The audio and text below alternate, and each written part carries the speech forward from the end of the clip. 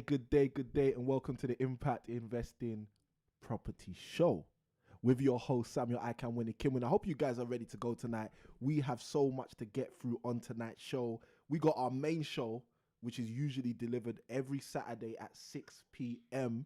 But today, it's been brought a little bit back to 7 p.m. so that we can also accommodate our day 9. Yes, I said it, day 9 of the 21 days of property investing success. I hope you guys are having a fantastic new year so far. We're 9 days into the new year. It's the 9th of January. So welcome to the Impact Property Show, and also welcome to day 9 of the 21 days of your property investing success. Yes, I said it, your property investing success. First and foremost, guys, let me know if you can hear me clearly. Let me know if the audio levels are good. Let me know if the audio levels are where they need to be.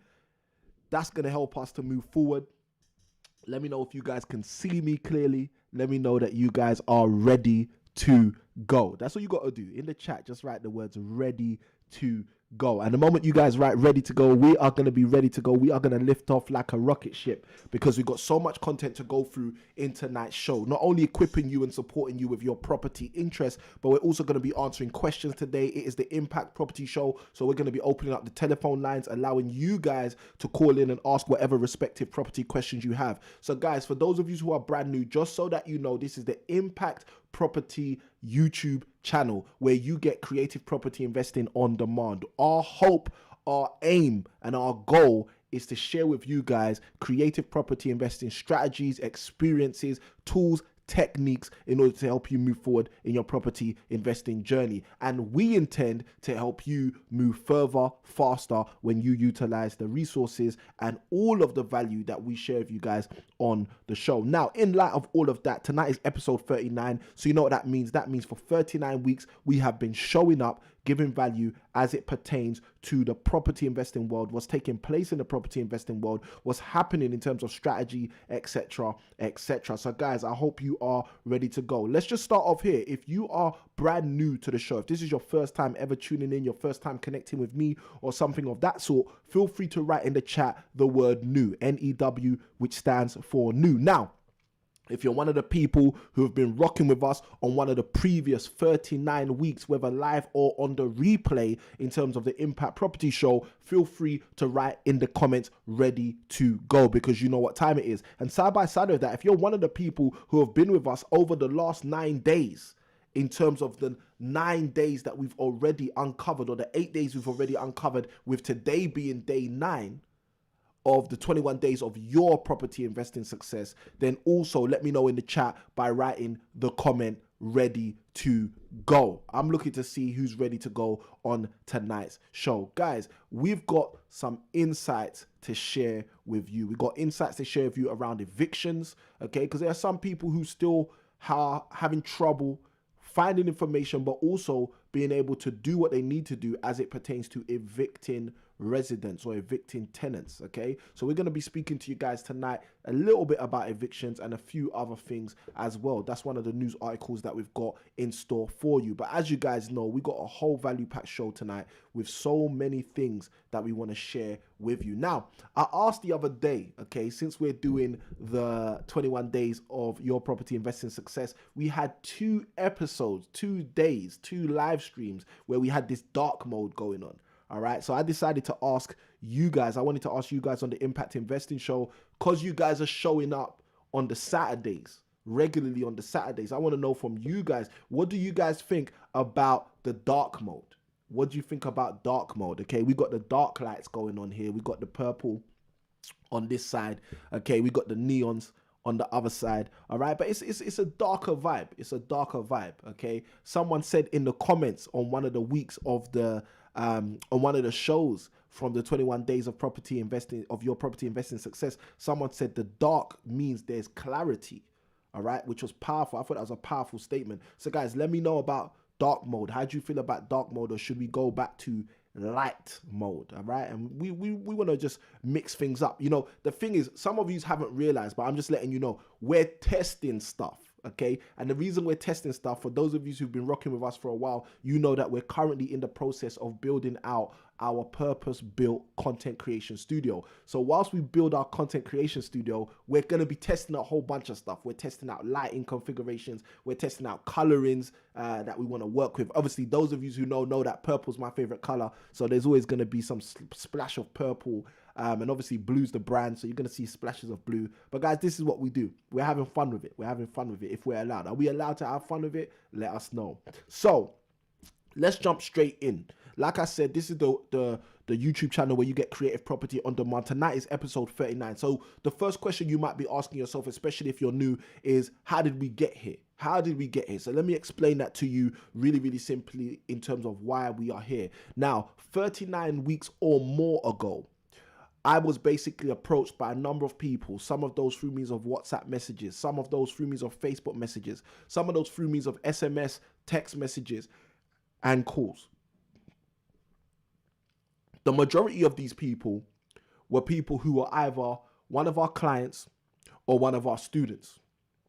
And they were reaching out to me saying, look, Samuel, the pandemic's hit. Samuel, this is hit, that is hit, lockdown's hit, there's rumors of this, there's rumors of that, stamp duty holidays. And all of these shifts and changes were taking place from as early as March last year. And I had a number of people reach out to me for my strategy and say, Samuel, what's going to be your strategy for rent to rent? What's going to be your strategy for buy, refurbish, refinance? What's going to be your strategy for your commercial development projects? What is going to be your strategy for property holistically going forward with all of the things that were changing? So I said to my team, I said, guys, you know what? You know I love to share. You know sharing is one of my core values. You know I want to give more value to the community. You know I want to help the community answer these questions in terms of strategizing through the storm. But I don't have the time. I don't actually have the time. I don't have the time available to respond to every phone call, every text message, every WhatsApp message, every Facebook message, and all of the messages we were getting. So I said to the team, what can we do in order to give value on a regular basis to our community so they can still see how they can move forward, how they can strategize through this storm? And the team said, you know what, let's make ourselves available on a regular basis. So we ended up doing the strategy in the storm, which was the first name of the show, or I can call it, it was the name of the first series of the show, or the first release of the show. And basically we started the Impact Property Show, where basically what we were focused on doing for the first set of weeks were helping you to strategize through the property storm. Now, we've continued to do that because week in, week out, people have said they've got value, and now we're at episode 39. And guys, look, I just want to start by sharing some massive appreciation and letting you guys know that to get to this space is not because of me. To get to this space is a joint effort. It's actually because of you. It's because of those of you who've been watching this, who've been hitting like, who've been sharing this content, who've been letting other people know about the content, who've been saying, you know what, I'm going to copy and paste that link and pass it to a few other people who I know want to grow faster in their property investing journey as well. So guys, a great big appreciation and thank you to every single person who's contributed in any way, shape or form to what we're doing here. Now, the question you might be asking is, what makes episode 39 different? Why is episode 39 different to all the previous 38 episodes that we've had on the Impact Property Show? Now, the answer to that is very simple, because episode 39 coincides with day 9 of the 21 days of property investing success. So since the 1st of January 2021, okay, we've said we want to support more people, okay, in order to move forward in their property investing journey. And this isn't about, you know, how much they're going to pay us. This isn't about that. This is about giving back to a community that has given to us in a massive way. So what we decided to do was set up 21 sequential days, one after each other, where we will basically show up, make ourselves available, and go through a number of concepts and principles in order to help people move forward. So what we're going to do in about 60 minutes and about an hour from now, we'll recap on day 1 to day 8, and we'll jump into the rest of day 9. Day 9 is also a part 2 from day 8. So those of you who are rocking with us yesterday, you'll know that we got a lot in store for tonight when we start talking about day 9 of the 21 days of your property investing success. And for those of you who have not been joining us on the previous days of the 21 days of property investing success, with today being your day 9 of your property investing success, I want you to go and peruse, okay, the description of this video, because what you will find is in the description of this video, we will have extensive links to every single day prior to today. You know, it's funny. I had someone message me yesterday who just started participating in the 21 days of property investing success yesterday. So this particular person found the day 8 video, watched like the last 30 minutes because they jumped on a bit later than when we went live. And straight after watching 30 minutes, they messaged me and they said, Samuel, I'm going back to day 1 because the value I got in the last 30 minutes of day 8 shared with me that I needed to go and consume all of this content. So guys, if you want to start from day 1, in the description of this video, you can find the link to day 1. Go and get that content. You can find a link to day 2. Go get that content. Day 3, day 4, day 5, day 6, day 7, all the way to day 8. What we are doing in every single one of the 21 days of property investing success videos is in the description. We are leaving all the links to all of the previous days. So it just makes it really simple and easy for you to go and find that content. If there's a specific day that's referenced or a specific day that's mentioned and you feel like, you know what, that's the day I really need to kind of connect with, all of the links are in the description. And for those of you who have not been rocking with us, if you are going to go and watch any of the previous days, if it isn't going to be day 1, go watch day 3, because day 3 was fire. Day 3 set every single person up. And my objective on day 3, I shared this with the community, is my objective on day 3 was to share so much value that people wouldn't even have to come back for day 4, day 5, day 6, day 7, day 8, all the way, etc., to day 21. Okay, and someone might say, why would you do that? Why would you share so much value on one day so people don't need to come back? You know why? Because this is not about us trying to get views. This is not about us trying to get people just watching our content. This is about people being able to change their circumstance and change their situation. If you are an avid property investor already, go and watch that day 3 video at the end of this live, because I want you to get maximum out of the opportunity that we are creating by doing these 21 days of your property investing success. Because what will happen is if you utilize the resources, if you utilize the value, if you utilize the content that we're sharing with you, it will help you to definitely move further faster. So guys, this is what we're here for, and this is how we want to help you. So let's do this together and let's make it happen. So that's what makes episode 39 of the Impact Property Show different to all of the previous episodes. The fact that today and tonight is also day 9 of the 21 days of your property investing success. Now, have you said hi in the chat? Have you said hi in the chat? You guys know we like to put that banner up. Don't forget to leave a comment and say hi.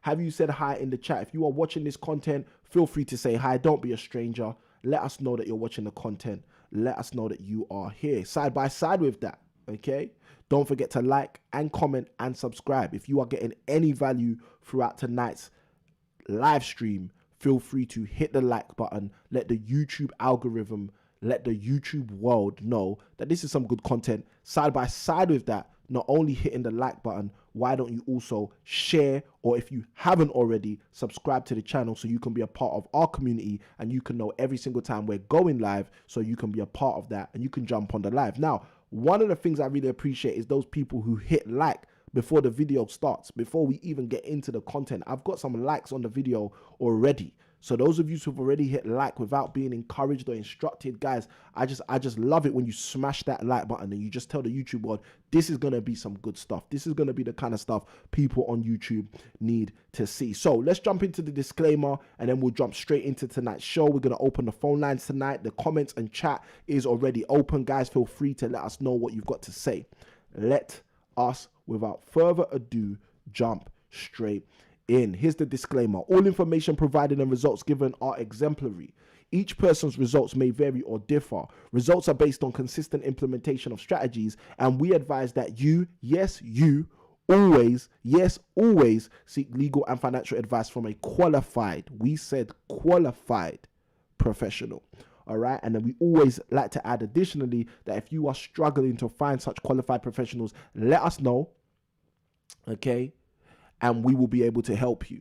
All right. Let us know and we'll be able to help you by connecting you with a respective qualified professional. Shout out to my man Tolu, who's in the chat. Tolu says in the comments, hi, he's got questions, looking forward to the session. We are looking forward to tonight's session also and looking forward to having you on the show. So well done for jumping on Tolu. I hope you've shared the content with other people who you know could get value as well. All right, now, guys, I want to show some real massive appreciation. I shared this yesterday, and I'm going to keep sharing this because this stuff really encourages me. I'm just letting you know. We have surpassed 320 subscribers on the YouTube channel, and I'm going to be really honest. I don't even know how we've done that. Okay, I do not even know how we've done that. We've just had people sharing the content. We've had people talking about the content. And as a result, we've actually gone past 320 subscribers on the channel. I'm noticing that it looks as though our channel is growing at a faster rate since 2021 started. And I slightly feel that's because we're doing the 21 days of property investing success, but side by side with that, also because of the simple fact that you guys are sharing the content, you guys are letting people know there's value here, and you guys are helping and supporting other people to move forward in their property investing journey. And people are tracing that back to us and saying, you know what, I want to hit that sub button. So guys, thank you for all of the people that have participated, supported, hit subscribe, in any way, shape or form. Guys, we appreciate you. I'm actually getting, it's funny, I think it's weird when people do stuff like this, but I'm getting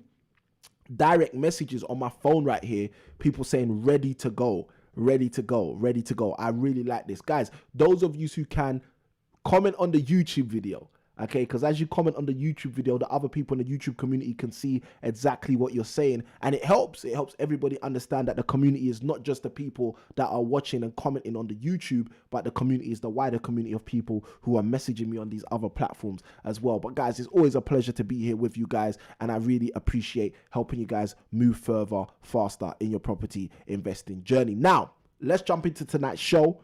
We got value for the show, and then we've also got value for day 9 of the 21 days of your property investing success. So today's show, as mentioned, is the Impact Property Show, episode 39, as well as plus day 9 of the 21 days of property investing success. Now, I'm ready to recap day 1 to 8, but I'm not sure if we should do that right now. So guys, let me know, should we do a recap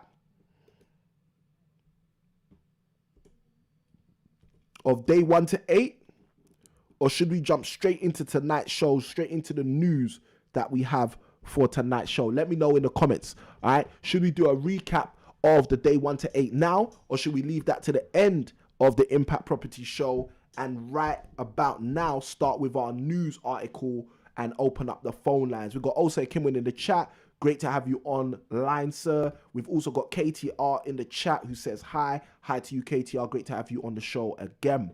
All right, guys. Listen, if you guys have been getting value from any of the previous shows, just write the word value in the chat. Let the other people who are connecting with us see that you guys are getting value. Now, whilst you guys are thinking about whether we should jump into the recap or whether we should go into tonight's news, what I'm going to do is I'm also going to share with you guys that if you are interested, okay, if you are interested in participating and or contributing to our new studio build, we are working on building out a purpose-built content creation studio. If you're interested in supporting and or contributing and or participating in any way, shape or form to our new studio build, I just want to first and foremost say a great big thank you to all of you who have already in any way, shape or form participated, contributed or supported in the efforts we're putting together in terms of the studio build. A great big thank you to all of you guys, okay? I've got one of the items here. Most of the items are going straight to the studio, but I've got one of the items here that came in the post on Boxing Day. This came on the 26th, so a great big thank you to you, those of you who are sending this out. Now look, let me say this as well.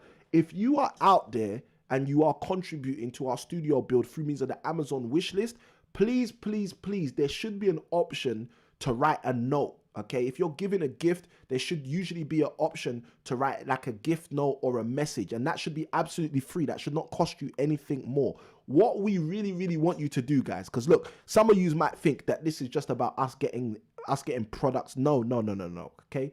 We want to appreciate you, okay? And one of the easiest ways to appreciate you is if we know who's sending what. Okay, so if you send anything on our Amazon wish list, if you're here to support us and you want to support the build or participate in any way or contribute to our studio build, please, just write a simple message. All you've got to do is say why you're sending the gift, all right, and who you are, okay, from someone or love someone or, with love this person. Guys, just let us know, all right? So a great big shout out to KTR in the chat, because I know that KTR has sent us something so far, and every single other person that has contributed, participated to support our studio build. Thank you ever so much. We appreciate you. Now, for those of you who want to contribute, let us know. Just write the word link in the chat. If you write the word link in the chat, I will throw the link in the chat to our Amazon wish list, and you can contribute like that. Alternatively, the team are working on putting another link together, which hopefully we'll have in a day or two,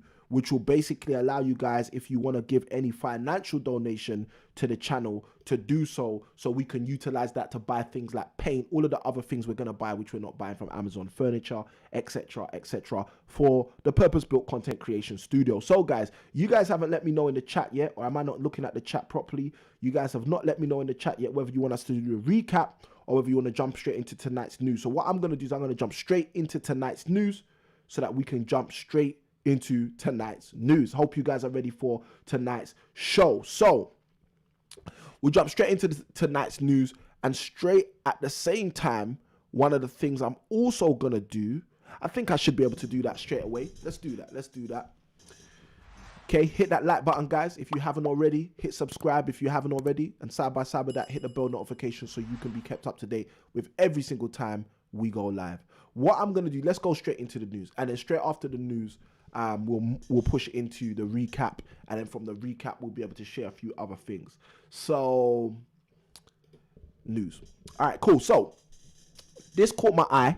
This was only released recently, not really too long ago, interestingly enough. This was about 22 hours ago. And again, guys, if you guys want the link for this, let me know. Just write the word link in the chat. I'm going to try and get the team to just throw the links in the chat, because then that way I don't have to keep asking you to say the word link. But again, if you guys want the link for this news article, let me know. Just write the word link in the chat and we will basically share that with you. Now, this was an article recently posted by The Independent. Very... Okay, Tolu said jump into the news. Love that. Very interesting article. So let's jump into this. It says here that this was released 22 hours ago. So you can see this is fresh news.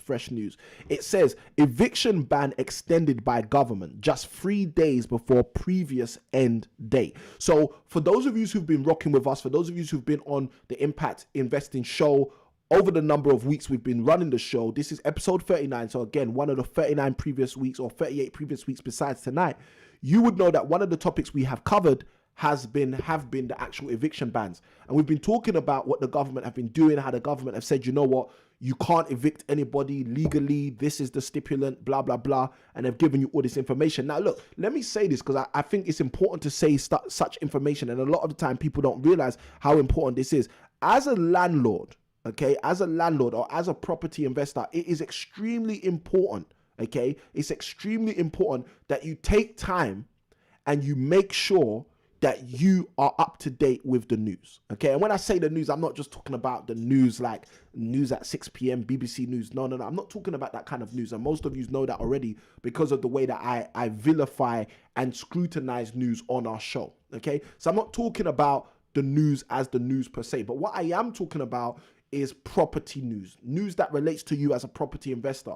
So for example, if there is an eviction ban, you want to know all of the ramifications and stipulations around eviction bans.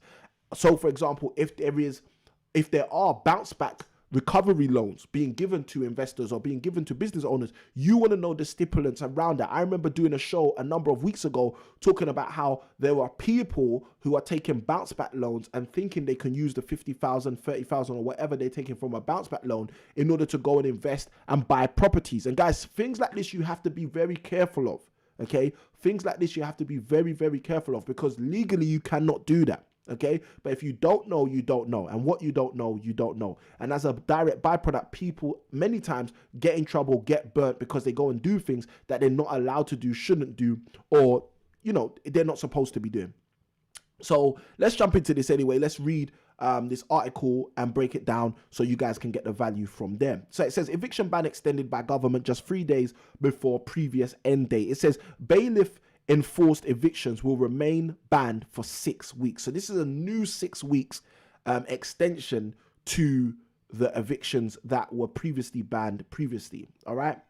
It says here, tenants will be protected from bailiffs for another 6 weeks at least. All right. Let's see if I can actually go into the article for you guys as well, for those of you who are watching with us and rocking with us on the screen, so you guys can definitely see exactly what I'm seeing and read what I'm reading. I think sometimes I get to read it, you guys don't. I don't like that. So let's see if we can read it all together. All right. It says, let's go. It says the government has extended its ban. There we are. The government has extended its ban on enforcing evictions during the coronavirus pandemic until at least, okay? So, this terminology, at least, you can see on the screen, it's in quotations as well. I hope you guys can read what I'm reading as well. If you can't, again, like I said, just write the word link in the chat and I'll throw the link in the chat, or get someone in the admin to throw the link in the chat.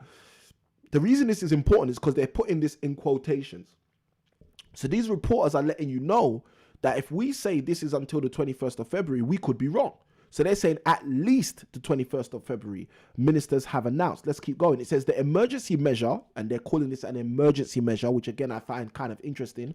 But the emergency measure, which has been extended before, had been due to expire in just 3 days on Monday, the 11th of January. So Monday coming would have been the next time we've got a masterclass running at 8 p.m. But guys, I'm joking. That's just a plug for our masterclass. But the reality is, on Monday coming up on the 11th of January, that would have been the date where they actually finished all of the eviction bans. But they've now extended it. So it says Boris Johnson had told MPs on Wednesday that the end date of the ban was under review. So again, this was Wednesday, they were saying it was under review, and it's Friday, which is literally yesterday, where they actually decided that it was going to be extended to at least the 21st of February. It says while courts will be able to process cases and eviction notices can be issued, which is slightly different to how it was before, it says bailiffs will not be able to enact them until the 22nd of February at the earliest. Okay, so if you've got tenants right now who have not been paying their rent, okay, and you've put things through the court and you actually get the order offered to you, you get the eviction notice given to you, the bailiffs will not be able to actually enforce that until the 22nd of February. So this is something that you need to be mindful of. It goes on to say, except as now in extreme cases such as antisocial behavior.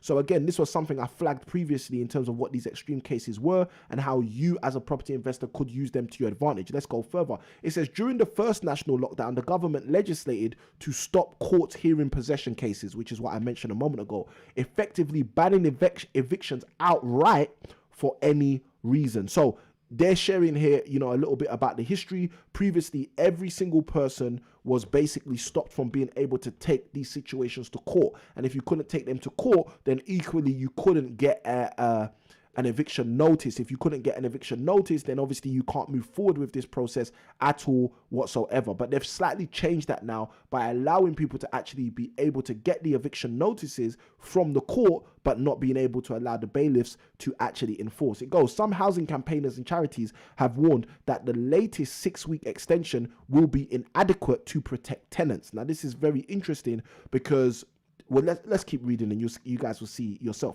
Sadly, a 6-week extension just isn't good enough, said Harriet Protheroe Sultani. I hope I'm saying that correct. She's the vice chair of campaign group Momentum. Interestingly enough, we were talking about Momentum the other day, not the company, but the word Momentum.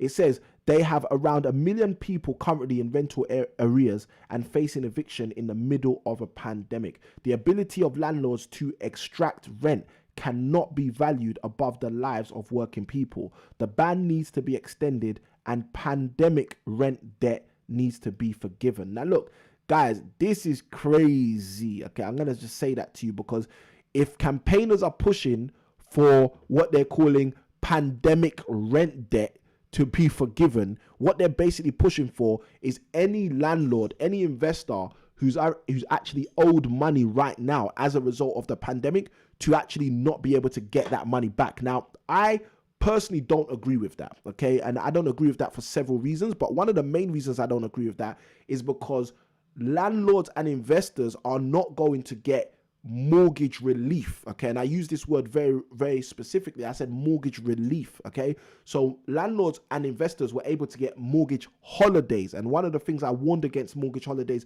when they first basically reared their ugly head in this current climate of the pandemic and the lockdown was the simple fact that mortgage holidays do not mean you don't get that, you get that money off. Okay, a holiday means you come back to that drama. Okay, you come back to the same issue. So I want people to be thinking about that. If the landlord and the investor is not going to get his mortgage forgiven for the period of time that he's not receiving rent due to someone having issues due to the lockdown, then I personally can't agree with the campaigners asking for the renters to actually have their mortgage, to have their rents forgiven, their missed rents forgiven. I don't think that's very, very fair, because someone's going to have to pay. Why should that liability be left with the landlord only? Okay, I think big corporations such as lenders should potentially shoulder some of that burden, and not just by saying, okay, you can have a holiday and then we'll add it on to the end of your mortgage, or we'll add it on later on, or we'll increase your payments later. Do I think the bank should take all of that liability? Of course not, because the banks are a business as well. Do I think the landlords and investors should take all of that liability? Of course not, because landlords and investors have businesses as well. But equally, do I think the tenants should just get let go scot-free? Okay, and the answer to that equally is no. Okay, because if you rent a place, you take the responsibility of renting that place. So again, I think we should look at something more creative, which can work for everybody, where everybody's taking responsibility, not just the landlords, the investors, solely, because that's how small businesses get wiped out. When big business like banks and lenders don't say, okay, we're going to take the responsibility, where other people find themselves being created as victims, i.e. like the tenants, and then you're left with the landlord and the investors looking negative, and as a result they end up paying. All right, so guys, what do you think? I'm interested in your thoughts. What do you think about this extended eviction holiday? If you're watching this live, let us know in the live comments. If you're watching this on a replay, let us know in the comments. Let us know in the chat, in the comments below. What do you think? Do you actually think that an extended eviction holiday is a good thing? Do you think that the tenants should take more responsibility about their rent arrears? Do you think landlords should take more responsibility and pay all on behalf of their delinquent renters, their renters who are not making payments, who have delinquent payments? Or do you think the big banks, the lenders, should be liable? Who do you think should be liable? I'd love to know your comments in the chat for those of you who are live, or also in the comments below for those of you who are watching on a replay. Let's keep reading. There's a few other paragraphs I'll read before we stop on this one. It goes on to say, Alistair Cromwell, acting chief executive of the charity Citizens Advice, said, the government has made the right decision to extend this protection. Renters who are struggling with arrears shouldn't face the prospect of losing the roof over their head when everyone is being asked to stay at home. And I think that is a good comment that Alistair Cromwell has actually made. This is a time where the government are making a requirement on people to stay at home. So I personally, again, this is just another one of my personal views. I personally think if the government are going out of their way to ask people to stay at home, maybe the government should do more about the financial predicament that's going to ensue as a direct byproduct. And I'm sure most of you understand. I'm sure most of you understand exactly what I'm talking about there, because I think that's a good point. The government are forcing people to stay at home. The government are recommending or advising people to stay at home. So the government should do something about the financial predicament that ensues. That's my belief. But again, if the government does something about the financial predicament that ensues, what does that really mean? Because the government doesn't make any money. The government only takes money. So effectively what that means is you and I as taxpayers will actually be paying for this. Which is interesting. So again, it's that virtuous circle or that vicious circle, however you see it. All right, it goes on to say, The government has made the right decision to extend this protection. Renters who are struggling with arrears shouldn't face the prospect of losing the roof over their head when everyone is being asked to stay at home. However, and this is where it gets interesting, however, there are still hundreds of thousands of people in arrears, and this debt will continue to hang over them. The government should put in place targeted financial support for tenants in England who've fallen behind on their rent. The Citizens Advice estimates that around 500,000 tenants, okay? This is interesting. This is the kind of stuff that as an investor, as a renter, you really need to take heed of, because this kind of information is the statistics behind what's actually going on. It says 500,000. Let's go back here. However, there are still hundreds of thousands of people in arrears, and the debt will continue to hang over them. The government should put in place targeted financial support for tenants in England who've fallen behind with their rent. The Citizens Advice estimates that around 500,000 tenants are in arrears, with the average amount owed being £730. Now, that's interesting, because what they should have done is also added information about the average rental amount per month in the UK or in England, which I believe is roughly just under £1,000. So again, that's quite close to the average 1 month's rent. It says Ben Beadle, chief executive of the National Residential Landlords Association, the NRLA, because the NLA and the RLA have now merged, said the ban was a striking. Excuse me, I'm reading it wrong. It said the ban was a sticking plaster and called for support to help tenants pay their rent arrears, which again is similar to what I've mentioned a moment ago. It says the eviction ban means tenants' debts will continue to mount to the point where they have no hope of paying them off, leading eventually to them having to leave their home, he said. Instead, the government should recognize the crisis facing many tenants and take immediate action to enable them to pay their debts, as is happening in Scotland and Wales. The objective should be to sustain tenancies in the long term and not just the short term, which I think is a very interesting comment, because obviously by making eviction holidays and extending these holidays, you're only keeping these people safe for a period of time. And the problem is, what happens when you move the plaster, as the head of the NRLA has said, or what happens when you remove the economic plaster, which the government are basically just lacing on the situation right now. We got also Kim in the chat. He says, you are totally correct. Momentum, most fight for everyone. And it's true. We must basically make this a united front. We should make this something where everybody's supporting everyone. We got Tolu in the chat who says rent arrears should be paid by tenants. I think that's a good point. I think rent arrears should be paid by tenants, but I think there are cases, I don't want to call them extreme cases, but I believe there are cases where people can't pay their rent arrears. And the problem is, if you always leave it to the tenant, and I've been in this predicament, those of you who know me know I've done YouTube videos, Facebook videos before in the past about evictions we've had to do. And the thing that you have to bear in mind is, if you do leave it solely to the tenant, and someone who's never evicted someone may not know this, but if you leave it solely to the tenant to pay, you may end up in a predicament where the person's paying you £1 a month for the next 1,000 months, and you've got to think about whether that's realistic. So again, for me, I do think there are many cases where the tenant should definitely take responsibility. I think all cases the tenant should take responsibility, but I do think there are some cases where I think the government should get involved, because the government are the predominant people in encouraging people to stay at home, etc., etc. Again, not to say that staying at home is the only way to lose your job or not be able to pay your rent, but I think the government should put in some incentive. It goes, Polyneate, chief executive of housing charity Shelter, said, you cannot follow the order to stay at home if you don't have one, making the government's decision to stop bailiffs from physically evicting people this winter the right call. While this ban doesn't halt the eviction process entirely, it is the minimum required to keep more people safe in their homes. And again, I think the comment from the executive at Shelter is a good comment, but I think this is the problem sometimes. I think a lot of these non-profit organizations, or these organizations that have a heart to help these tenants, do not understand the financial ramifications of this. And I'm not saying this to belittle them, I'm not saying this to call them ignorant, I'm saying this to put a different spin on it for them to really think about. We've got one of the executives at the NRLA who represent landlords. Okay, they effectively represent landlords. I'm a member of the NRLA, so I know exactly how that organization works. But one of the things I'm going to say, which I think is quite important, is the NRLA represent landlords, and they're saying, look, you're just putting a plaster on this situation. The reality is, if you keep extending eviction holidays, the people who haven't been paying their rent will continue to not pay their rent. And if they continue to not pay their rent, then their rent arrears increase. And if their rent arrears increase, it can get to a stage where it will be impossible to actually pay this arrear back.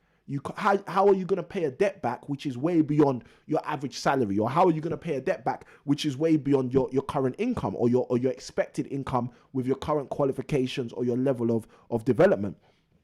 So this stuff is very, very interesting, because it's important to think about that. Yes, you do not want people homeless at a time where the government are asking people to effectively stay at home. But equally, you have to understand, if somebody's not paying the bill, someone's going to end up washing dishes. Okay. And I hope everyone understands what I'm talking about when I say that, because people forget this a lot of the time. People think you can go out, have a great meal at a restaurant, look at your three buddies who ate with you, and just all walk away. It doesn't work like that. Someone's going to end up picking up the tab. And the question is it the landlord? Is it the tenants? Is it, the government? Is it someone else? Who's going to pick up that tab? Tolu believes that tab should be picked up by the tenants. Well, the tenant decided to rent the place, so the tenant should take that responsibility. And I'm strongly in agreement with that. But again, I do think the government should muck in, because the government may be creating some of this drama as well. It says Debt Charity Step Change said the government needed to start building the longer term recovery framework that will be needed to tackle household debt once the pandemic eventually ends. Guys, this stuff is really quite deep, because if you think about this, this is really showing you the landscape of what we're actually dealing with. Okay. We're dealing with a lot of stuff here, a lot of stuff which some people potentially don't know how to deal with. And the question is, how do we deal with it? And these are the things we need to think about, okay? It's the entrepreneurial mind that solves these problems in order to help people move forward. Let's keep going. It says the government has also announced an extra £10 million in funding to help councils accommodate rough sleepers, okay? So for those of you who are innovative as investors, you've got to think about this right now. This is saying the government's receiving 10 million, or it's distributing 10 million across its boroughs, okay? So you're going to have boroughs, okay, local government as it's called, with basically a little bit more liquidity in order to help people who are sleeping rough. So you might think to yourself, do you have an inroad into maybe tapping into some of that cash, because that's going to be government funded schemes that potentially could benefit you as an investor. Let's keep going as well. We'll read probably about 2 more paragraphs before we jump off this news article. But again, I thought this was a really interesting news article, and definitely one to share with you guys on tonight's show. It says Robert Jenrick, the community secretary, said at the start of this pandemic, they made sure that the most vulnerable in society were protected. This winter, they are continuing in this vein and redoubling their efforts to help those who are most in need. I don't know if that's the case, but that's what they're saying. It says their ongoing Everyone In initiative is widely regarded as one of the most successful of its kind in the world, ensuring 33,000 people are safe in accommodation. They are now going further and focusing on GP registration of rough sleepers, which I think is a good metric, because one of the biggest challenges governments have had for forever, okay, and this is not a new thing, this is forever. How do you find people that are sleeping rough? Okay, how do you find people that are homeless? It's always been something very, very difficult for governments to do, but it's powerful that what they're saying is now they're looking at GP registration. Now, is that going to solve the problem? No, not necessarily, because there are a lot of people who are homeless who are not registered at a GP. They're not registered with a doctor. But at the same time, nonetheless, again, it's a step in the right direction to find people that are homeless anyway. Last paragraph before we come off, and again, this is another quote from Robert Jenrick. It says, they are also extending the ban on bailiff evictions, helping to protect the most vulnerable renters. So their hope, their thought process, their thinking behind this is extending the ban helps the most vulnerable. That's their process, okay? That's how they're thinking about it. If that's correct, I don't know. You guys let me know in the chat. Do you think that's correct? Do you think when the government create eviction bans, they're actually helping the most vulnerable people in the country? For me, if I'm going to be totally honest with you, I think the most vulnerable people in our country are people that are actually homeless. Actually homeless when it comes to housing vulnerability anyway. I think people that are actually homeless are the most vulnerable people in our country. I believe those people who are about to be made homeless are the second most vulnerable people as it relates to housing in our country. But I think the problem is a lot of the time the government will basically try to merge a whole group of people as though they're all the same. Like someone who's homeless and someone who's about to be homeless are not the same. Someone who's homeless is dealing with the cold, dealing with these situations and scenarios. So again, if you do evict someone, you now take someone who wasn't homeless and make them homeless. So again, I agree that's not the most ideal situation, but you have to bear in mind until that person's homeless, they're not exactly the same. I've got a message coming through on social media. Hi, forward the link for the studio build on Amazon. We've done that in the group, so thank you ever so much for sending that message through on social media. All right, now, with that being said, what do you guys think about these news articles, guys? What do you guys think? It will be interesting to see what you guys think. I'm always happy to see your views, guys. Because again, this is a community. This isn't just about me and my views. This is about what we all think, what we can all put together in terms of solving problems. I share with you guys how I solve some problems, and I love hearing how you guys solve respective problems also. So guys, it's amazing just checking up this stuff and thinking about some of the things that the government are actually putting in place. All right, so that's the news. Okay, that's the news. I'm getting value. I'm getting news. It looks like KTR might be a little bit behind on the stream, but that's all good. So yeah, that was the news that I wanted to share with you guys for tonight's episode. I'm really interested in thinking about seeing what you guys think yourself. What are your thoughts? What are your feelings about the things we've shared? Now, with all of that being said, what we are also going to do right now to make things easy is we are going to open up the phone line, and we're also opening up the comments. Question is, what are the property challenges you are currently facing? Phone line is also open. Like I said, if you haven't already, hit the like button. Side by side with that, hit subscribe if you haven't already, and feel free to press the bell notification so you can stay up to date with every single time we go live. And side by side with that, every single time we drop a new video for the community to get value out of. Now, as you can see, telephone line is open and available. Feel free to call in, guys. 0330 606 0403. That's 0330 606 0403. You can call in, ask any questions you have as it pertains to property. Our big question is, what are your property challenges that you are currently facing? Thank you, KTR, in the chat, who says value. Let us know, guys. Let us know, what are the current property challenges that you are facing. Let us know by feeling free to call in. We've got the phone lines open right now. The team have said they are open. So the phone lines are open. Let us know how we can help you move forward in your property investing journey. All right, now, I thought that news article was interesting because of the eviction process. It's something that most landlords don't like dealing with. Okay, most landlords do not like dealing with, and to have a landlord going through the eviction process and then to make it harder by extending the eviction holiday, I don't think is really ideal. But at the end of the day, guys, you let me know what your thoughts are. Do you think the eviction holiday makes sense? Do you think it's a good thing to do? Do you think the government have the best interest of the investors at heart or of the tenants at heart? I'm very interested in that. We got our first question coming through, I believe.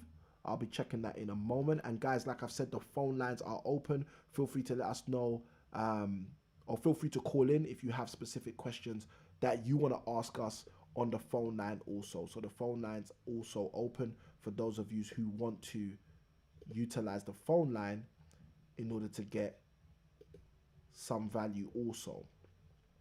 All right, let me jump into the chat and see what we are saying.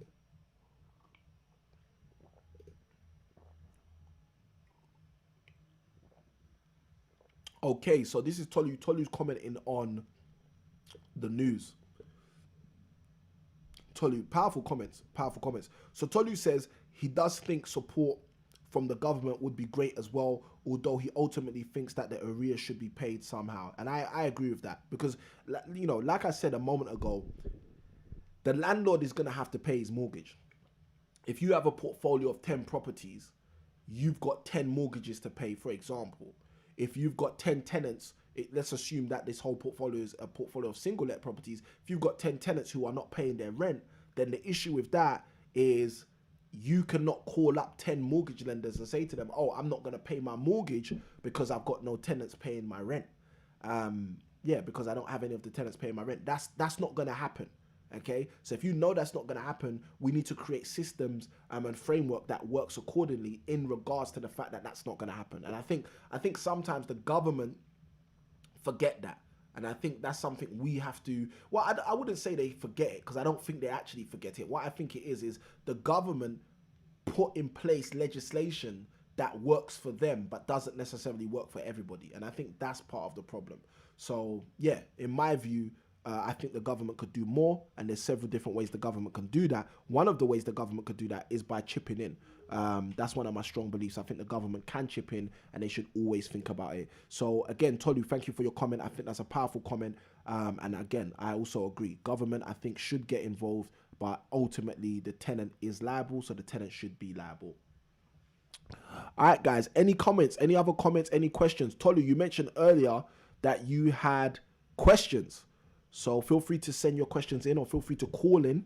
It'll be easier if you call in because then we can have a proper conversation. But again, feel free to call in. Feel free to send your questions in through the chat, and we will basically look at them. Any person who's willing or anybody who needs can call in right now. Ask your questions over the phone lines. You can call us on 0330 606 0403. The access code is on the screen, and calls are charged at your standard rate. So if you got one of those phones which is free to 010203, it's free to call in and speak to me. Okay, let's see what's happening in the chat. And side by side with that, let's see if we've got any callers calling in so far.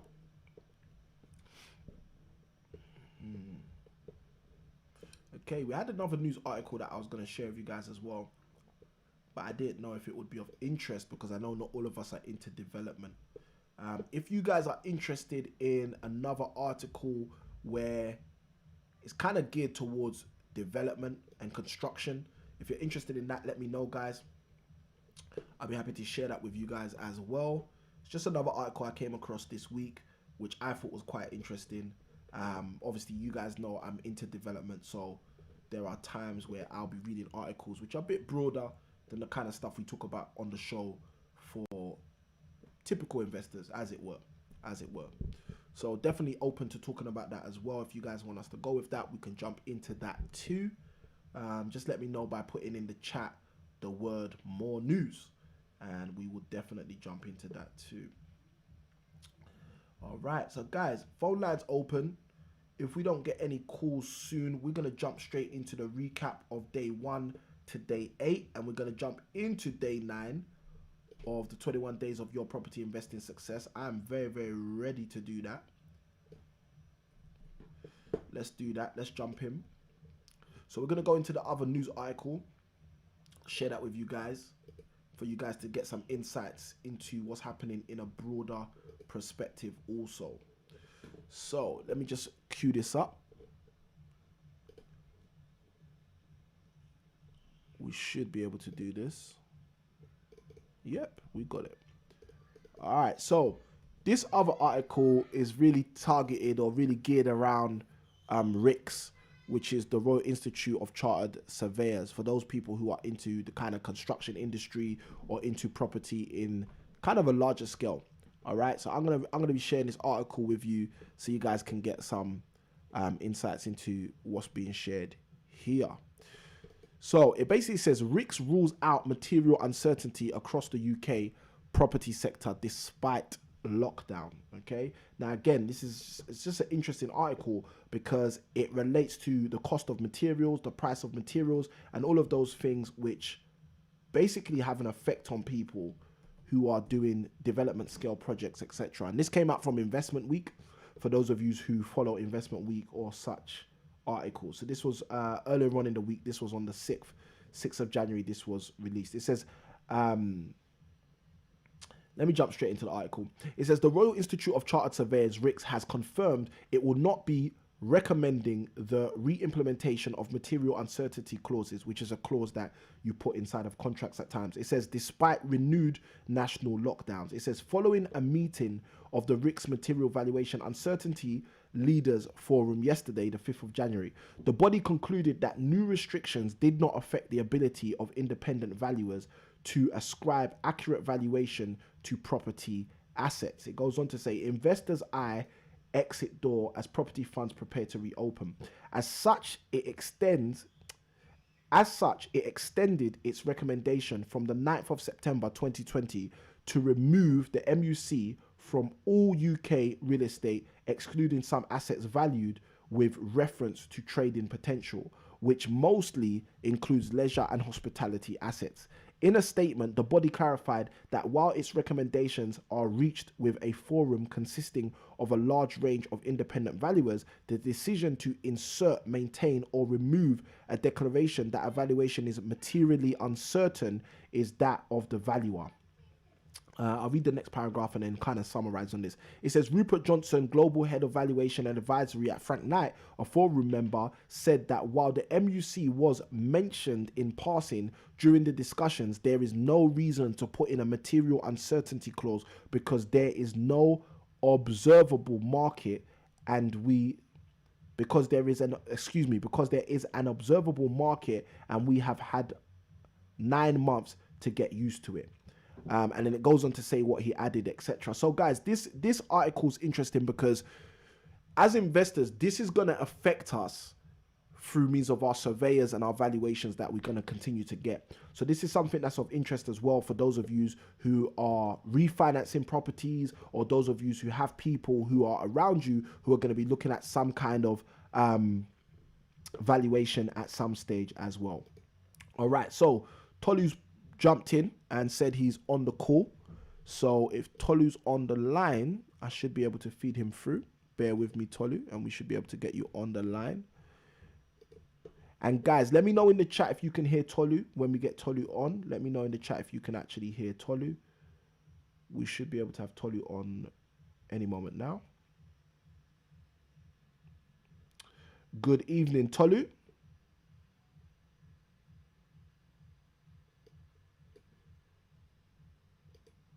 Good evening, Tolu. Can you hear me? I've got your audio coming through, but for some reason I can't hear you yet. Tolu, are you there? If you want to speak on the phone, I can hear me, Tolu.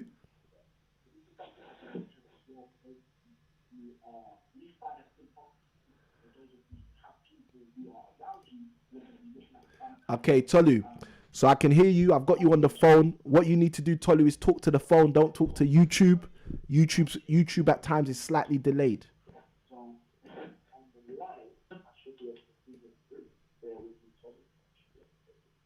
Okay, so Tolu, we should have you on the phone now.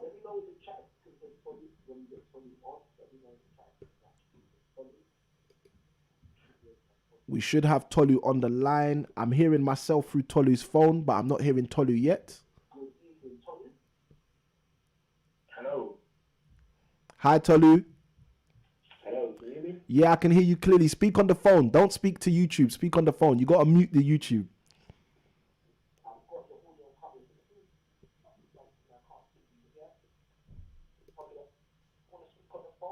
Yeah, we can speak on the phone.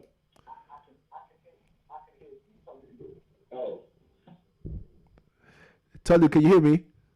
Can you hear me now? I can hear you perfectly. What you got to do is mute the YouTube and speak to me on the telephone.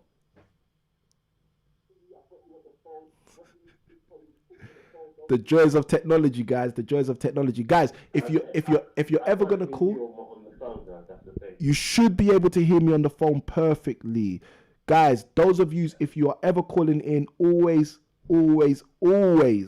try to talk to me on the phone rather than the YouTube. All right, Tolu, you said you can't hear me on the phone properly. Okay, we got Tolu who's jumped off. Let's see if we can get this sorted out.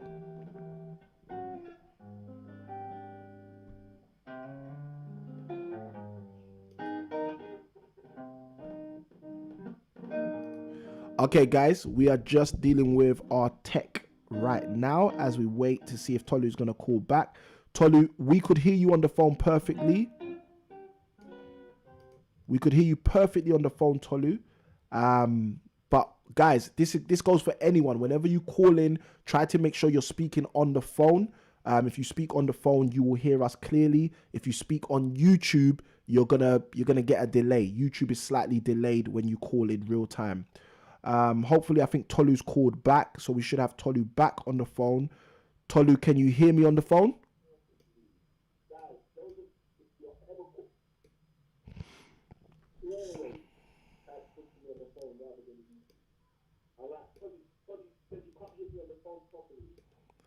Tolu, I've got you on the phone, Tolu. I can hear you clearly. Tolu, speak to me on the phone. Guys, please excuse our tech today. Tolu, you should be able to hear me on the phone. Tolu, you should be able to hear me on the phone. Tolu, can you hear me?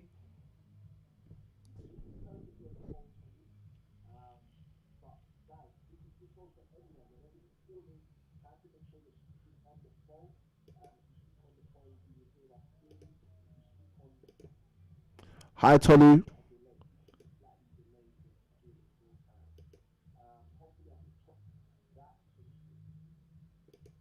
Hi, Tolu. Tolu, I can hear you on the phone. Can you hear me? Hi, Tolu. How you doing? Hi, Tolu. How you doing? I can hear you perfectly, Tolu. Can you hear me?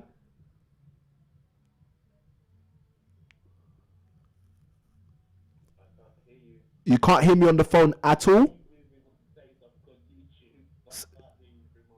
Okay, I do apologize. The YouTube is usually slightly delayed, but I can hear you perfectly on the phone. I don't know why you can't hear me.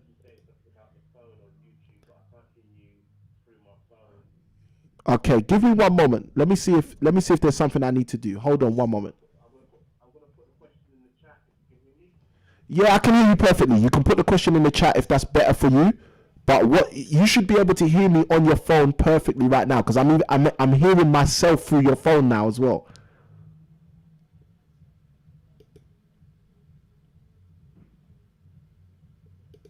You gonna put the question in the chat, or did you want to talk on the phone?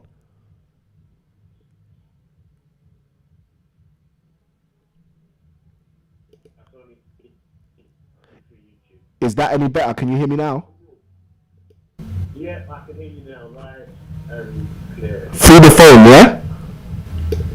Yeah, I can clearly hear you now. Alright, perfect. Guys, I do apologize. Tolu can now hear me through the phone.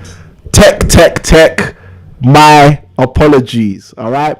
Hopefully, we should have no problems with you guys being able to hear Tolu. Guys, you let me know in the chat if you can hear Tolu. Phone lines are open. Tolu's on the line. Tolu, please excuse our issues just there. I'm not sure why you couldn't hear me initially, but you should be able to hear me now. All right, so Tolu, first question I usually ask everyone, are you happy for the YouTube world to hear whatever you're going to be asking me? And side by side with that, are you also happy for the YouTube world to hear whatever I'm going to be sharing with you as my insights from what you asked me? Yeah, that's fine. Awesome. So with that being said, how can we help you? So there's two questions that I've got. The first question is, what is the time commitment that you would need? Because I work for full time already. Yeah. So I'm thinking, what would the time commitment would be if I want to go into maybe commercial to rent or find a rent to rent? What kind of time commitment would I need? Can I do it alongside work and this planner? And the second question is, can I, what kind of, how would you go about raising funds if you didn't want to put any of your money in? I that's a powerful question. All right, guys, for those of you who are tuned in, you should be able to hear both myself and Tolu. I think the admin's already said that both of us can be heard quite clearly. So I've just turned Tolu's volume slightly down because someone has said that Tolu sounds a bit loud. So just for those of you who maybe didn't hear, Tolu asked a powerful question. He said he's asking his questions predominantly around time commitment. And what Tolu's basically said is, what do you think is the time commitment, a justifiable time commitment for people who are starting out in property and who want to go into commercial to residential property projects? And then side by side of that, he also asked about the time commitment associated for people who potentially want to go into rent to rent. Is that a good summary of your question, Tolu? Yeah, that's a good summary. All right. Just because I work full time. Yeah. Yep. All right, cool. So Tolu's asking this because of the fact that he works full time. So first and foremost, I think it's a great question. Now, one of the things that I say a lot of the time, okay, I say this all of the time, but I strongly stand by this. This is even something that we've put in one of our YouTube videos before, just to help people move forward and understand the importance of moving forward. And that is that you need to leverage. Okay, you need to leverage. And the reason I'm saying that is because I want you to understand from a specific level that regardless of how much time you can put in, by utilizing leverage, you can get more time in the same 24 hours. Does that make sense? Yeah.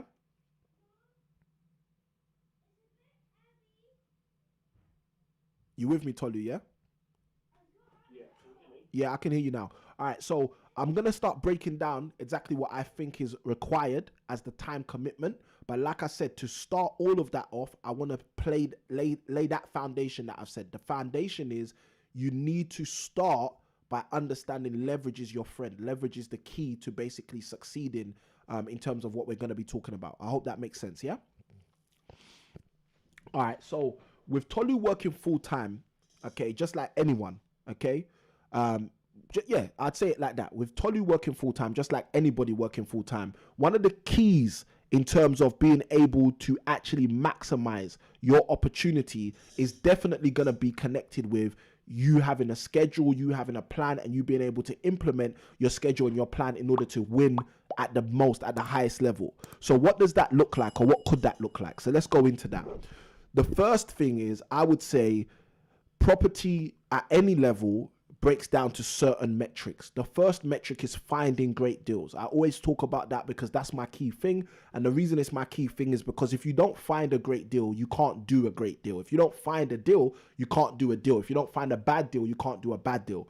So it all starts with finding the deal. And again, for those of us on the 21 days of property investing success, tomorrow, as we jump into day 10, that's what we're going to be talking about. We're going to be starting to talk about marketing in order to find great deals. Now, the reason I bring this up is because what I would say to you, Tolu, is you need to start asking yourself, how long does it take to find good deals? Now, if you're looking for commercial to residential deals, those deals may take slightly longer to find than residential deals. And part of the reason is because residential deals are very heavily advertised.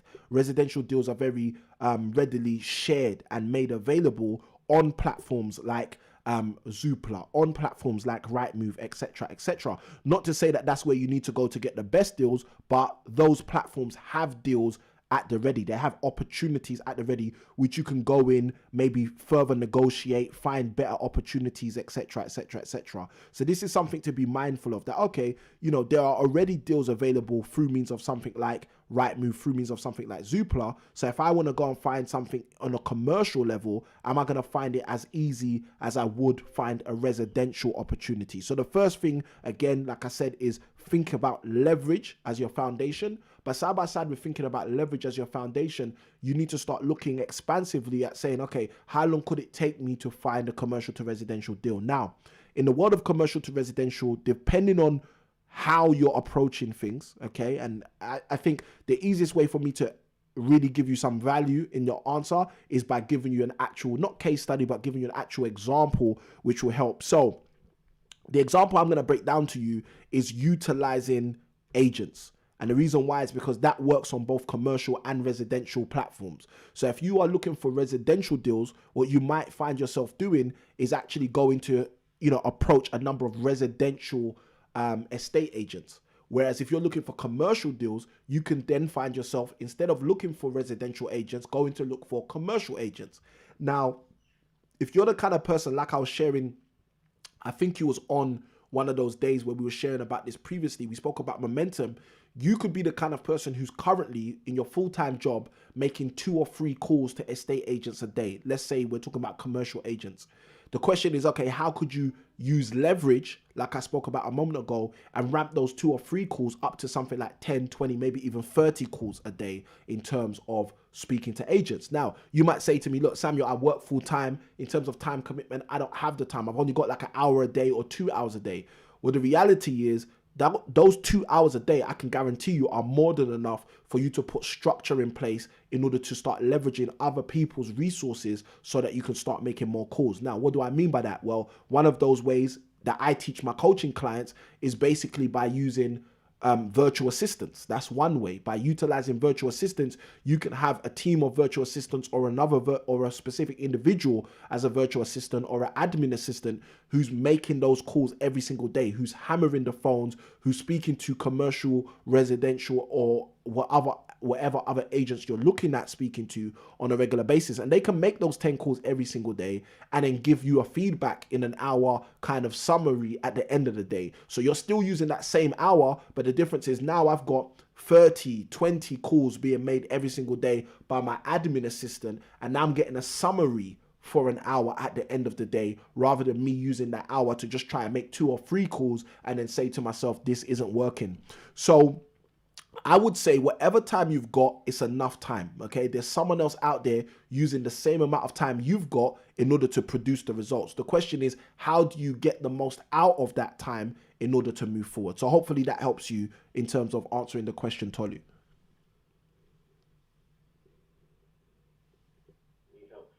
Excellent. Excellent. So those of you who are tuned in, Tolu just said it's really helpful, because I know someone said, admin said they can't hear Tolu anymore, but I think that's just because he wasn't speaking at the time. But yeah, Tolu, did you have a follow-up question? Was there more you wanted to add to the question? Because I know we've spoken before. I know you work. So yeah, what's the real challenge that you find? I guess that's the question I asked. What do you find to be the real challenge as a full-time employee who's also trying to do some property? Well, I suppose if I take from your first answer, I suppose hiring somebody to do the calls would be the best thing to find the deal. But I guess then finding the investor and also finding time to project manage it as well. Would you write project management into all the costs? When you say project management, are you talking about specifically project managing the development? Yes. Okay, so in terms of project management, I would be honest with you and say this is going to depend on your vision. So this comes back to what we spoke about in day 3 of the 21 days of property investing success. And the reason I'm saying that is because if you have a vision to go full-time property in the future, then I would encourage you massively to try and be on site and try and participate in the project management a lot more, even though you have a full-time job, than if you didn't have that as your vision. Does that make sense? Yeah, so if I elaborate a little bit so you get kind of a clearer gist of what I'm talking about. Let's say, for example, you've got a guy, let's call this guy Adam. Adam wants to do commercial to residential, but Adam wants to get to a place where he has, 4 projects on a year where he's basically full-time in property doing these commercial to residential projects, okay? So that's Adam's long-term goal. Let's say he gives himself 10 years to do that. So Adam wants to be in a place in 10 years where he's doing 4 projects a year. He's managing those projects. He's full-time in his own property investment business, and effectively his bread and butter is commercial to residential. So let's say that's the landscape. Now, with that being the landscape for this guy called Adam, if Adam is working full-time right now in a demanding job, and Adam's able to use what I've shared, leverage, to find a great commercial to residential deal and start doing that deal, I would say to Adam, you probably want to try and spend as much time as you can on site. You want to spend as much time as you can doing project management. You don't want to make that a highly leveraged task. You want to leverage it because you still work full time, but you want to get as much involved in that stage as you can, because in 10 years, if you become who you're trying to work to become, if your vision is materialized, that's going to be your bread and butter. So that's really what you want to get stuck into, even though you've got a full-time job. So I'm not saying leave your job the moment you get a good project because you get to be on site 4 days a week. No, but what I'm saying is, even if it means you're going to be on site at night, for 3 hours, just at the end of the tradesman or the contractor's work, so you can kind of find out what's going on. But for those of you who are watching, you may have heard or you may not have heard Tolu also mention factoring in project management into the development. I would say that's a good idea. I'd say that's definitely a good idea. It's definitely something to think about, how you can factor in project management, because what you've got to bear in mind is if you're not going to be there on a day-to-day basis, obviously because of your full-time work, then project management is key. Now, one of the things I'll throw out there, this is just as a bit of extra value for you, Tolu, in terms of thinking about what we're speaking about, is also consider partnering, also consider partnership. Now, I speak about leverage so often on all of our videos. I try to at least add in keys that people can use to leverage, etc. But one of the things that you could think about as well for yourself, Tolu, is how could you potentially leverage? How could you potentially bring someone in who could basically utilize that partnership you have? And again, joint ventures are radically different, so everybody thinks a joint venture is the same. You brought half the money, I brought half the money, you found half the deal, I found half the deal, and now we're doing the deal together and we're going to get 50% of the profits. That's not how joint ventures work. That's the notional academic textbook ideology of a joint venture, but that's not most of the time a joint venture does not work like that. Joint ventures typically tend to have different people bringing different things to the table in order for that specific project to be successful. So what that might look like is Tolu says, look, I work full time, but I've got money to go and do a commercial to residential, and that's where I want to be in the property space. Now, for example, I'm going to use me as an example just to make this easy. Samuel's full time in property, and Samuel's doing projects, and in certain projects, he may be open to working with someone. So if I know that I can put funds in a project Samuel's working on, me and Samuel could potentially become partners on a project where Samuel's going to be doing the project management. He's going to be on site on a day-to-day basis, making sure X, Y, Z. But because you work full time, you don't have the time, but you now maybe catch up at the end of every day. So at the end of every day, you make sure you come on site, you'll be there for an hour and a half, before the site's closed or whatever, etc. So the point I'm trying to make is, depending on what you've got in your vision, again, #day3, that will determine how you approach your ability to leverage each of the components of the process. But if we're talking about finding deals, I would say yes, structure that, leverage that out, utilize admin assistants, whoever you can, however you can. If we're talking about on-site, then it comes down to, okay, what's your long-term vision? If you said to me your long-term vision is to actually be a sourcing agent of commercial deals, you want to find commercial deals and sell them to other people as a long-term vision, then I would say to you, then it's your sourcing side where you want to get as stuck in as possible and you want to make sure you're doing as much as possible. But the actual development side, that's where you can hire a contractor, hire a project manager, and fully try to outsource that. But again, one thing I will say, you alluded to this yourself, Tolu, which is why I'm bringing this back up, because it's very important. When we spoke about the tenants in the news article earlier, you said it's the tenant's responsibility. They've got to pay the arrears, and it was really straightforward how you said that. And like I said, I agree with that as a general principle. But the reason I'm bringing this back up is because you have to remember, if you're an investor and you're doing commercial to residential, that is going to be your responsibility. So if you do hire a project manager, if that project manager becomes, not good or not attentive enough, etc., that comes back to you, whether it's financially or whether it's the risk associated with the council, with things not being done, with planning not being, properly acquired or whatever. We have to remember as investors, the buck stops here.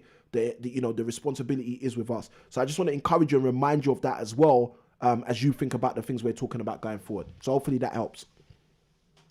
Yeah, that was great. Thank you. Excellent. Most welcome, Tolu. Great to have you on the show, and great to have you rocking with us on the 21 days of property investing success as well. Thanks very much. Most welcome.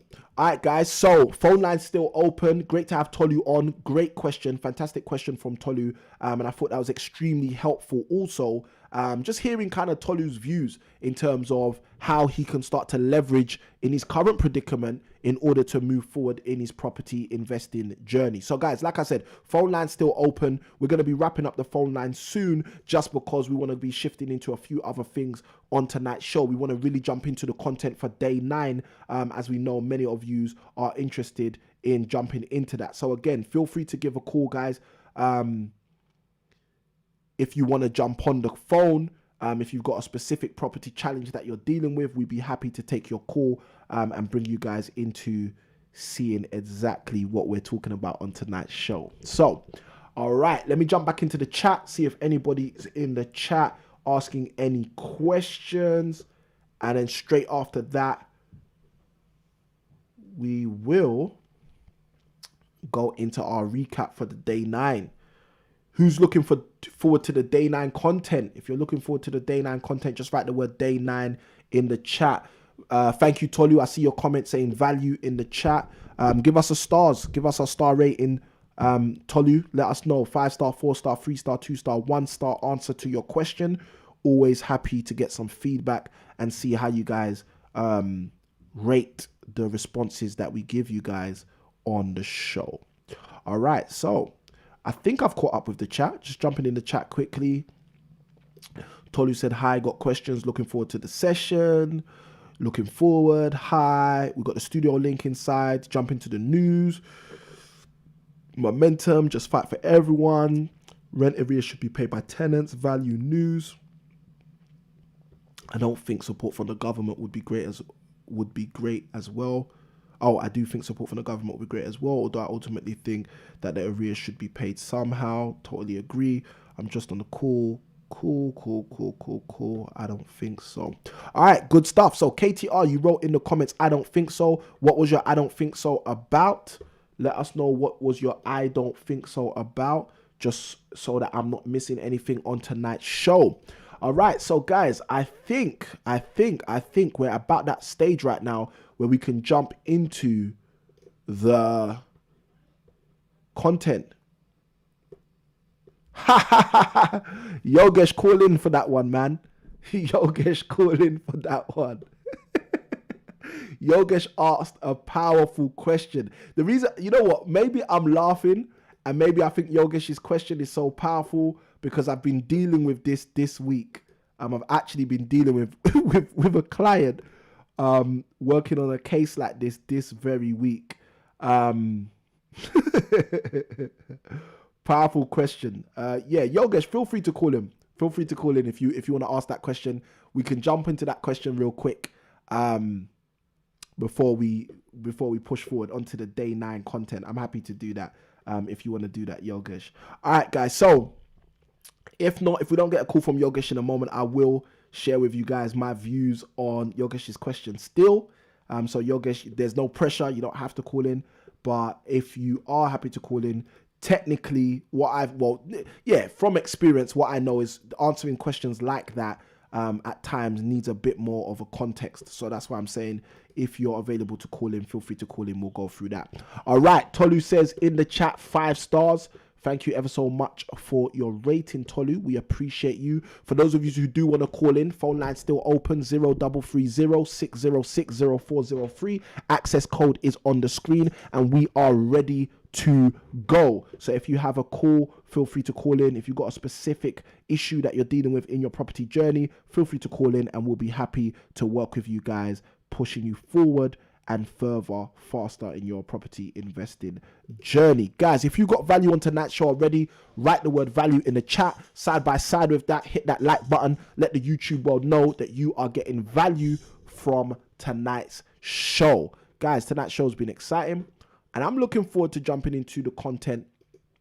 I'm looking forward to jumping into our content for tonight. Guys, it is going to get fiery in a minute. All right, now, side by side with all of this, guys, you know me, you know what I'm going to do, you know what I'm going to tell you to do to help you move forward. We got our key resource. If you haven't gone and got this key resource already, go get that. That's your 7 best books for your property investing success. So if you're watching this new and you've never engaged with our channel before, you've never engaged with our live stream before, feel free to write the word new in the chat, NEW, so we will be able to welcome you to our show. But at the same time, guys, just to let you know, we always recommend a key resource. So the key resource for the Saturday tonight show is the 7 best books for your property investing success. You can get that absolutely free by going to the link impactproperties.co.uk/book list. impactproperties.co.uk/book list. And as I mentioned, the phone line is still open. We got Yogesh in the chat. He says he's going to be calling in now. That's fantastic. I think we've already got Yogesh on the line. Yogesh is very quick. So guys, let us know, okay? Let us know if you want more resources, but this resource is available to you guys right now. Your 7 best books for your property investing success. Let's take Yogesh's call and then let's jump straight into the day 9 value after that. Good evening, Yogesh. Hi, Samuel. How are you doing? I'm good, Yogesh. Hope you're doing well. Yeah, great. Thanks. Yeah, good. Yeah, hopefully can help you. Excellent. I hope so as well. So I'm looking forward to your question. I always find those kind of questions interesting, and I did say that part of the reason I think I've actually found it quite interesting is simply because of the fact that this week I've actually been dealing with a client with a very similar situation. So I'm very, very much looking forward to see how we can help you with your situation. So first and foremost, as I usually ask Yogesh, are you happy for the YouTube world to hear the question you're going to ask me or the questions you're going to ask me, because you usually come with a bit more than one? And side by side of that, are you equally happy for the YouTube world to hear what I'll be sharing with you as my kind of insights in terms of what I would do if I was in your predicament also? Yeah, absolutely fine. All right, that's fantastic. So Yogesh, take us away. How can we help you? It's always a problem. You have properties that are rented, but you really want to sell them, and there's always a dilemma, because if you try and sell them with a tenant in situ, it doesn't seem to work that well, because there's lots of clutter and the tenants aren't keen to do viewings because they don't really want to leave, and plus it might not look that nice. So then there's the other option, which is give them notice, but then you have an empty property. And if you don't sell it for the price you want, what you're happy with, you lose all that rent, for whatever time you try to sell it for, and then you've got to find new tenants. So whichever way, it's like you're going to lose money, and it's stress, and it's also a lot of uncertainty. So is there a way to sell a property at full market price without losing the rent and minimising the cost, really? That's my question. Powerful. So I'm just going to recap that question just to make sure that I've heard and understood your question perfectly. And then straight after that, I'll go into my view on that. I'm actually, with your question, I'm going to do something slightly different at the beginning. I'm going to ask you a question because for me personally, it's going to be helpful for me to answer this question with the right context. So just to recap, for those of you who are watching, hopefully you can hear Yogesh clearly. You can hopefully hear me clearly. Yogesh asked the question. He said, look, there's a dilemma a lot of the time with selling a property with tenants in situ. Now, tenants in situ is a terminology which just basically means the person who's selling leaves the tenants staying in that property, and the person who's buying buys the property whilst those tenants still are residents inside of the property. So Yogesh has said that, that's usually a problem for most investors. And part of the reason it's usually a problem, Yogesh brought down quite a few examples, which are all really good examples. The first one he said is you get those tenants sometimes that if you evict them before you sell on the house, obviously you could potentially lose months of rent of every single month that they're no longer in the house, but the house has not yet sold. Secondarily, Yogesh also mentioned you could evict them and end up not selling the house at the time you think you're selling the house. So therefore you go for even more months without basically having rent. Then the additional issue that Yogesh mentioned is when you sell it to someone with the tenants who stay inside, but because the tenants are inside, the house is probably not at its highest standard. The tenants are not necessarily taking care of the property to the way that they should. And as a direct result, you potentially don't get to sell the property at the market value because of the fact that the tenants are inside. So is that a good summary of the points you made and also the question that you're effectively asking, Yogesh? Yeah.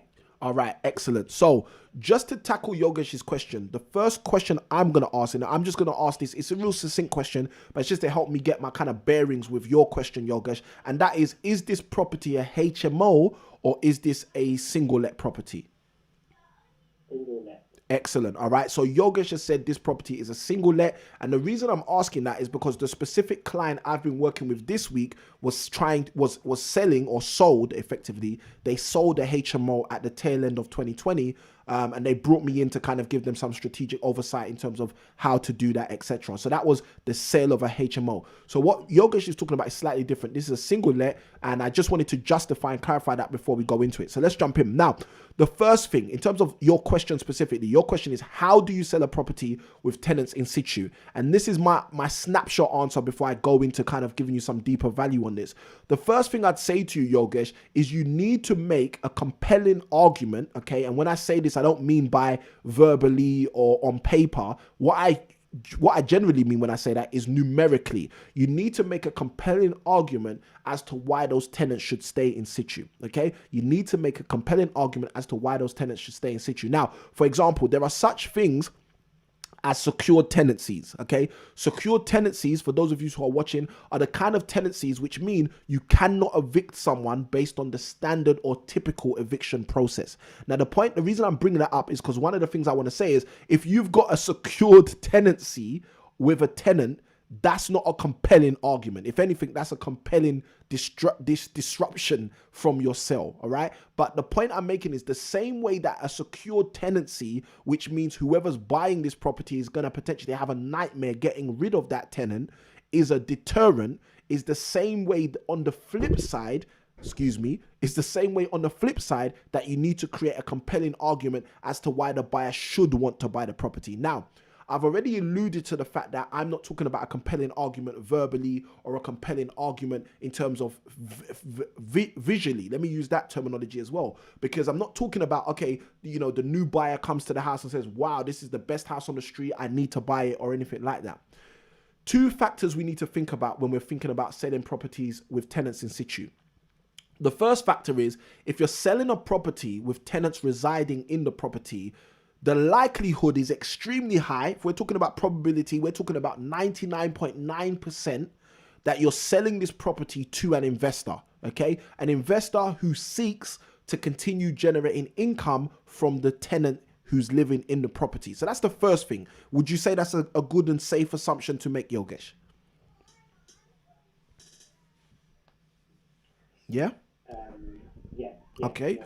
All right, because the alternative to that, the 0.1% or the 1% alternative to that is if you're selling to a first-time buyer or a residential homeowner, they're planning to buy this property with someone else living in the property, so they 100% guaranteed will have to evict that tenant in order for them to take control of the property to then live inside of it. So 9 times out of 10, if you sell a property with tenants in situ, you are selling to someone who's buying that property for the sole purpose to generate revenue from it. Now, this is a good distinction to make, and it's an important distinction. The reason it's important is because then the next question is, how can you help that person? Okay, I said to you guys all the time, the mantra of our business is how can we help you? So I have to be thinking ahead of time, how can I help the person buying? If I'm selling a property to someone who I know the likelihood is extremely high that they're buying it to rent it out or to continue to rent it out, my question is, what is going to make a compelling argument to that person that they want to keep the tenant I have in right now? Now,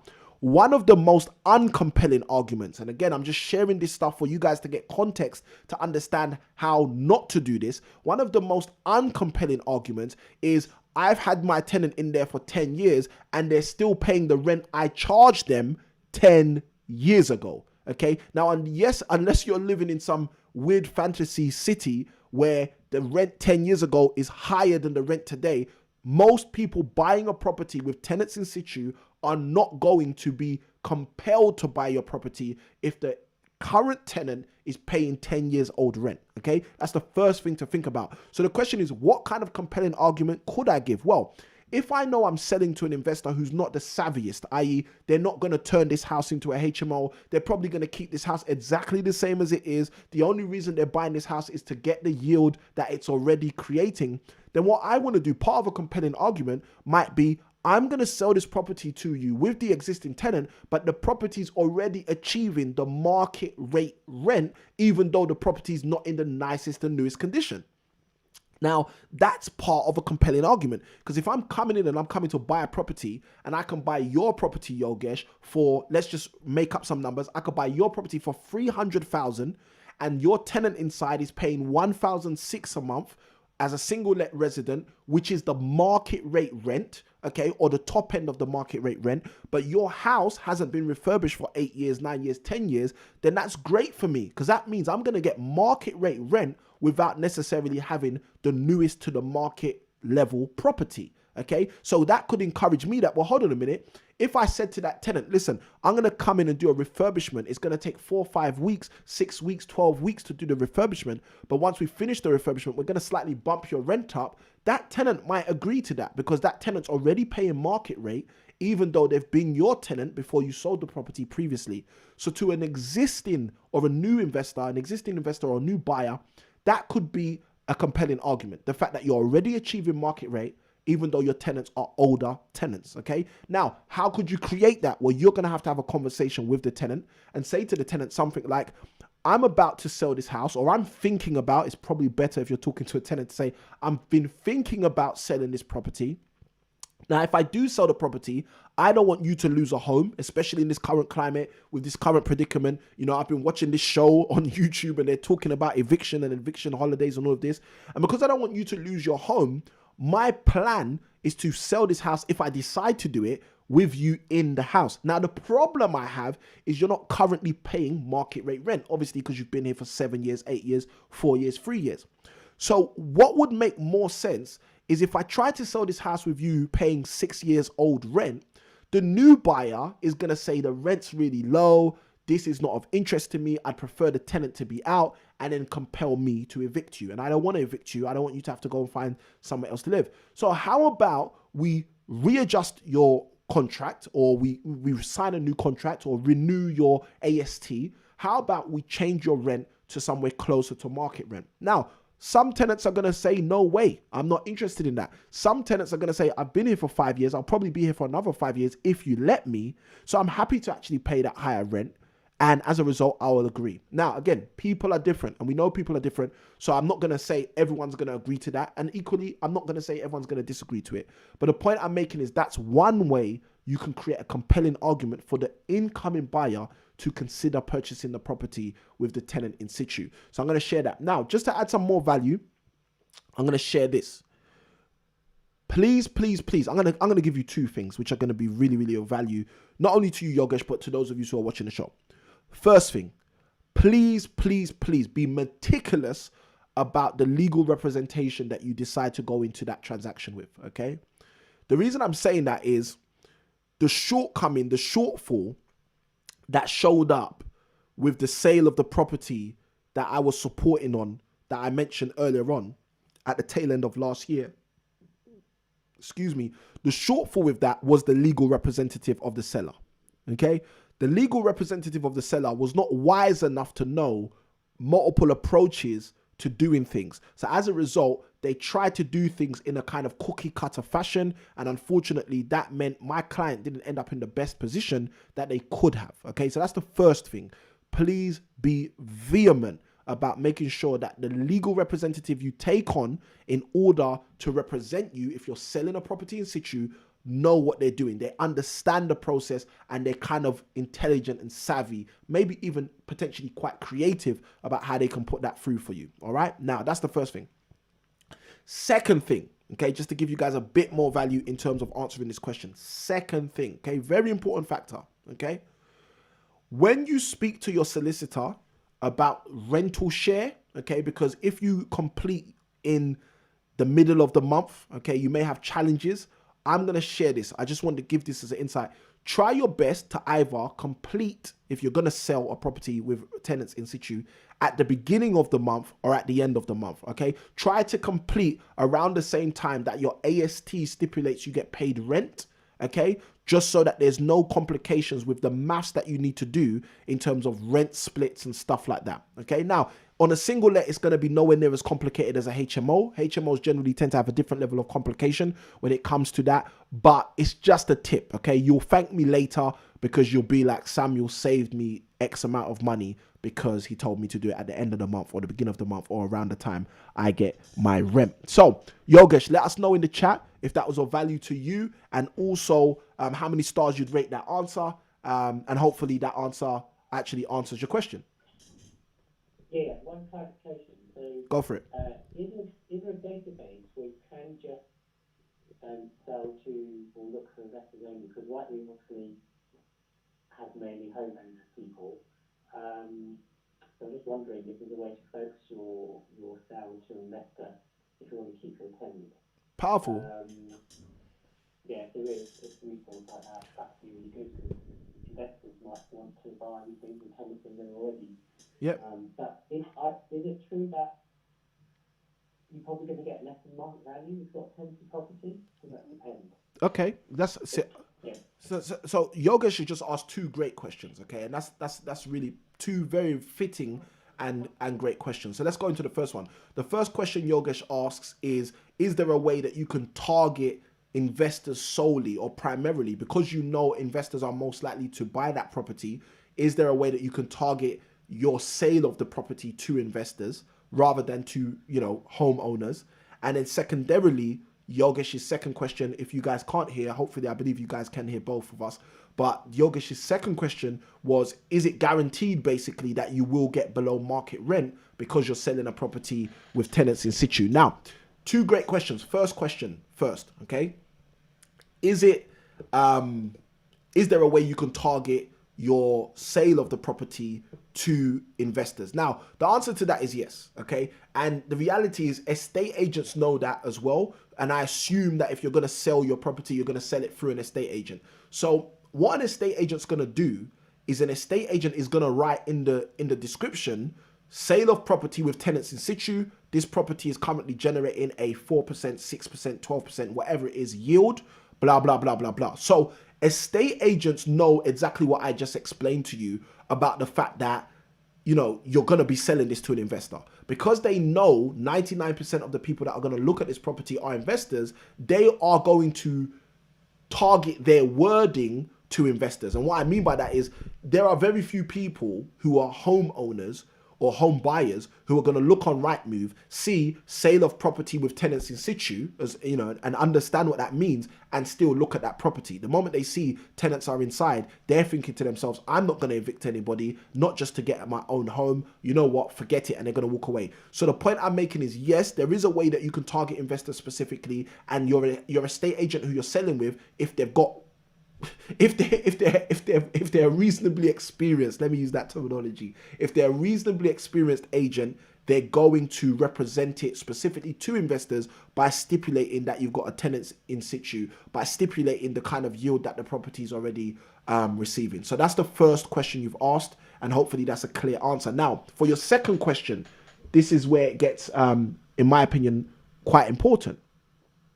For your second question, do you have to sell below market value? Are you going to guaranteed get less than the market rate to sell the property with tenants in situ? And the answer to that is no, okay? The answer to that is you do not have to sell your property below the market rate if you are selling with tenants in situ, okay?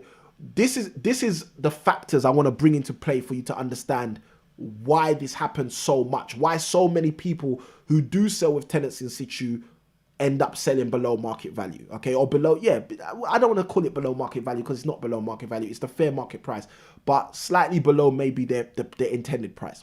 First reason is this: if we know that selling a property with tenants in situ radically increases the probability of most of the people looking at that property being investors, then what you should also know is that investors are more likely to negotiate an offer price than a first-time buyer.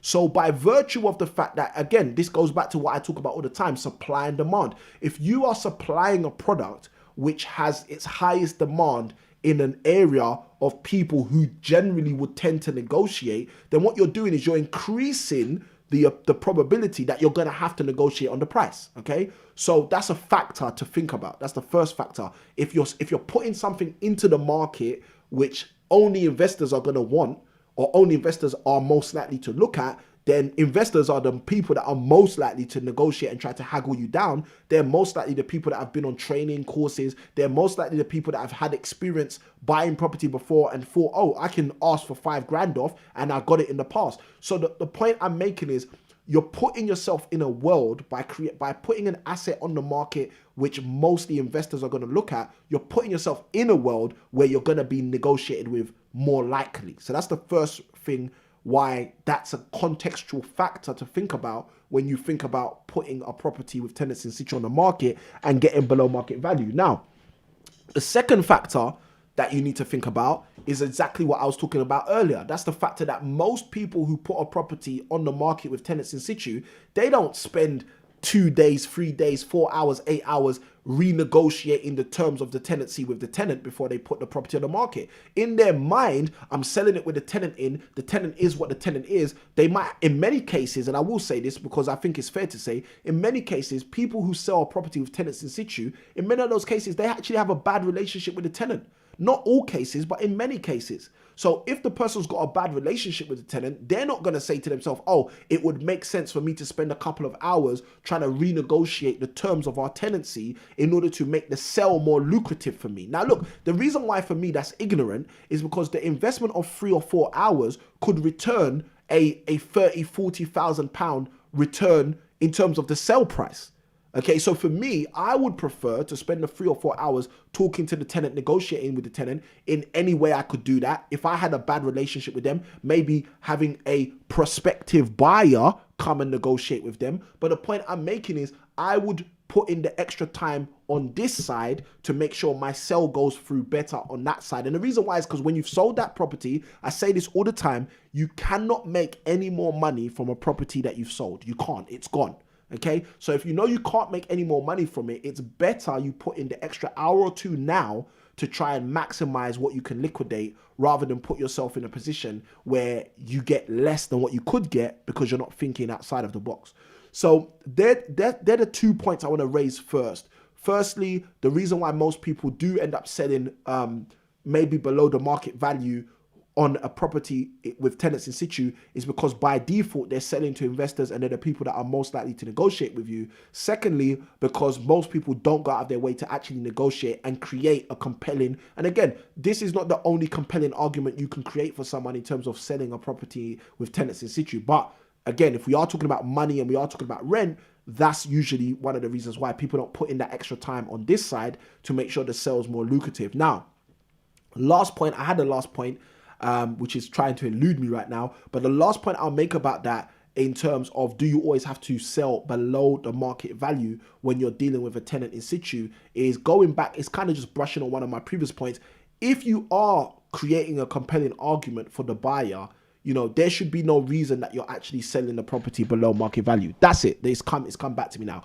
The last point was the fact that something Yogesh actually alluded to as well earlier on. Yogesh was talking about the condition of the property.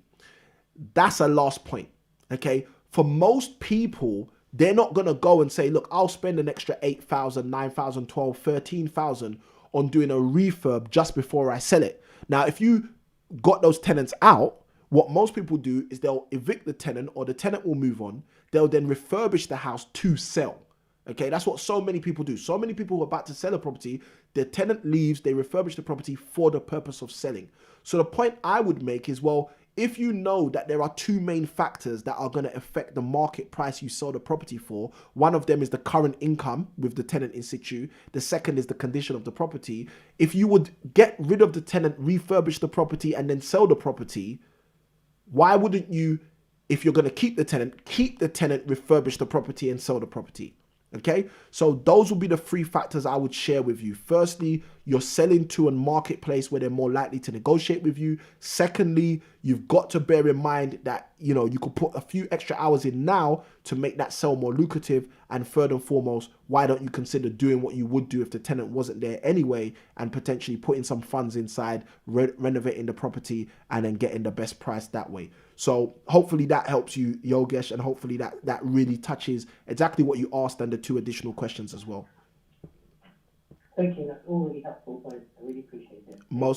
Most welcome anytime. Great to have you on the show again, and always great to take your questions. You've got some great questions all the time, Yogesh. So always happy to hear the questions that you bring on the show. All right, guys. So we're going to close the phone line now, I believe, because we want to jump into our day 9 content for the 21 days of your property investing success. Now, just quickly, if you've been rocking with us on any of the days of the 21 days of your property investing success, it would be fantastic if you just wrote the comment 21 days in the chat. If you can write the comment 21 days in the chat, I will know that you are one of the people who have been rocking with us on the 21 days of your property investing success. Yogesh puts in the comments fantastically. Value 5 stars. Thanks a lot. Most welcome, Yogesh, anytime. Now, we want to jump into the content for day 9 of the 21 days of your property investing success. Day 1, here goes for the recap. Day 1, we spoke about knowing what you want. Okay, great to see you on the stream, Mute. We saw on day 1, knowing what you want. That's what we broke down. We shifted into day 2. Day 2, we spoke about metacognition, and metacognition was a real fundamental piece of what we were talking about when we jumped into day 2. Metacognition, thinking about your thinking. For those of you who've missed day 1, day 2, day 3, day 4, day 5, day 6, day 7, day 8, which was yesterday, after this video, jump in the description, click the links. We got every single link to every single video from day 1 to day 7 in the description. Take full advantage of that, guys. So day 2, we touched on some powerful content talking about metacognition. Then day 3, we shifted gears. Day 3, we massively shifted gears, and we started to talk about having a vision for your property investing success. And what I was breaking down on day 3 was that if you don't have a vision for your property investing success, you're putting yourself in a very bad position in order to be successful as it pertains to your property investing success. So you need to have a vision for your property investing success. You just need to have it. Okay. Without a vision for your property investing success, you are not setting yourself up for the best that you can get out of your property investing journey. All right. So you need to have a vision for your property investing success. All right. That was day 3. Day 4, we started to talk about faith and fear.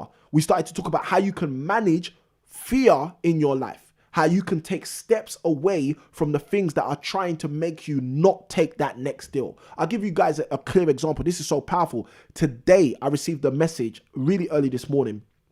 A friend of mine, who's a teacher, who's still in teaching from the years when I left teaching, messaged me and said, look, hey, Samuel, I need to have a chat with you as soon as possible. So I messaged them back and I said, look, are you free now? Let's have a quick chat now before I go out. And they were like, yeah, cool, I'm free. So we had a conversation. Long story short, they're in the process of buying a property right now. And they're kind of, mulling over 2 different properties. They're trying to say, oh, should they go for this one? Should they go for that one, etc., etc. So they're kind of like thinking about which property they should actually buy out of these 2 properties. So we had this really great conversation where I was basically talking to them about what they want to do, why they should do it, etc. And what kept coming up in the conversation, again, this is one of the great things about doing stuff like this, doing these 21 days of your property investing success. What kept coming up is basically fear, okay? Basically fear around the acquisition of a new property. Basically fear around buying a property outside of their current area of investment. Basically buying a property which is slightly different to the properties they've bought before. So these 3 different levels was where we identified in the call fear, fear, and fear. And these were different fears trying to tell this person, you don't need to buy a property right now, or you don't need to buy that property, or you don't need to buy in that area, even though they've done all of the due diligence that they were happy with, all of the research they were happy with, etc., etc., etc. All right. So faith and fear is what we started to tackle on day 4. Now on day 5, okay, on day 5, we decided to shift gears a little bit more. Let me make sure I've got all my recommendations for today. on day 5, we decided to shift gears a little bit more. Because on day 5, we started to talk about how you guys can move things to the next level in your property investing journey. Okay, we started to look at how you guys can take things to the next stage in your property investing journey, and we started to push through on day 5. We started to talk about momentum. Okay, we started to talk about momentum and how you can start to build momentum, how you can use momentum, how momentum can be your friend. Then we started to talk about personal development. Day 5 was personal development. Day 6, we started to talk about momentum. We then started to talk about momentum and how you can use momentum to push yourself forward. Then in day 7, we started to talk about commitment, okay, and how you marry all of these things together by being committed, by utilizing commitment to take your property investing journey to the next level. Now, this is the funniest thing. There are so many people who lack commitment in their daily activity. Forget about property investing. I'm just talking about daily activity. There are people who lack commitment in their relationships, people who lack commitment in their spirituality, people who lack commitment in their child rearing. There's people who lack commitment at their work. Okay. You know, you get these people who say, you know what? I know the job starts at 9. I know the job finishes at 5. But you know what? I usually get to work around 9:15 and I usually leave around 4:45. So I'm getting roughly 30 minutes extra on top of my lunch break.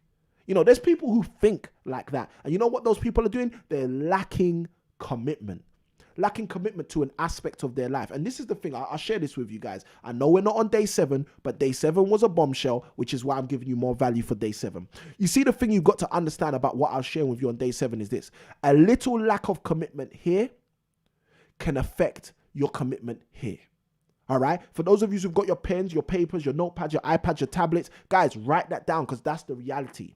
A little lack of commitment here can result in a lack of commitment here. Or if you want to go deep, you can write a lack of commitment here can result in a lack of commitment everywhere. Because when we know we're supposed to be committed to something, and we know that we're skimping or we're lacking our commitment on that area, do you know what that does to us? That subconsciously tells us we're not a committed person. That subconsciously tells us, you know what, we're not serious about commitment. And you see the problem with you telling yourself subconsciously that you're not serious about commitment. The problem with that is you then live that out. You then start living out a lack of seriousness around your commitments. Guys, the things you're committed to, you should be committed to. Let me say that one more time for you. The things that you are committed to, you should make sure that you are committed to.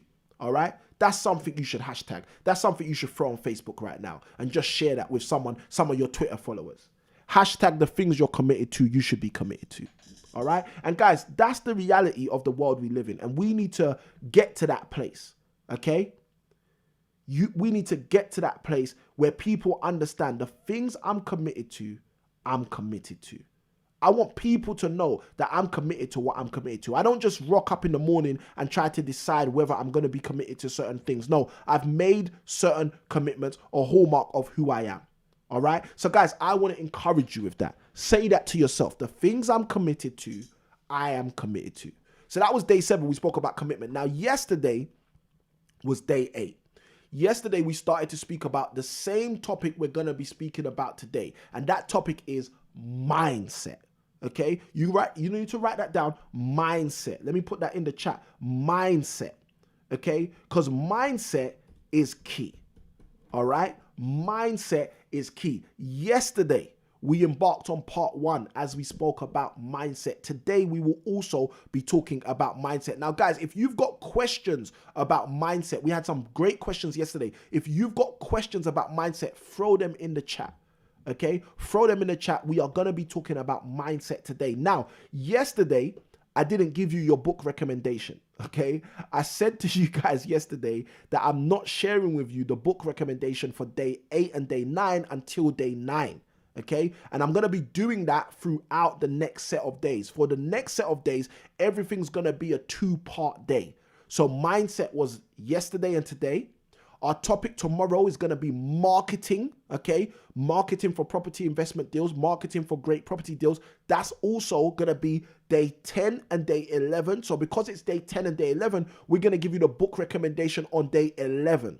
The same's going to happen on our next topic for day 12 and day 13 and all the way through, okay? All the way through.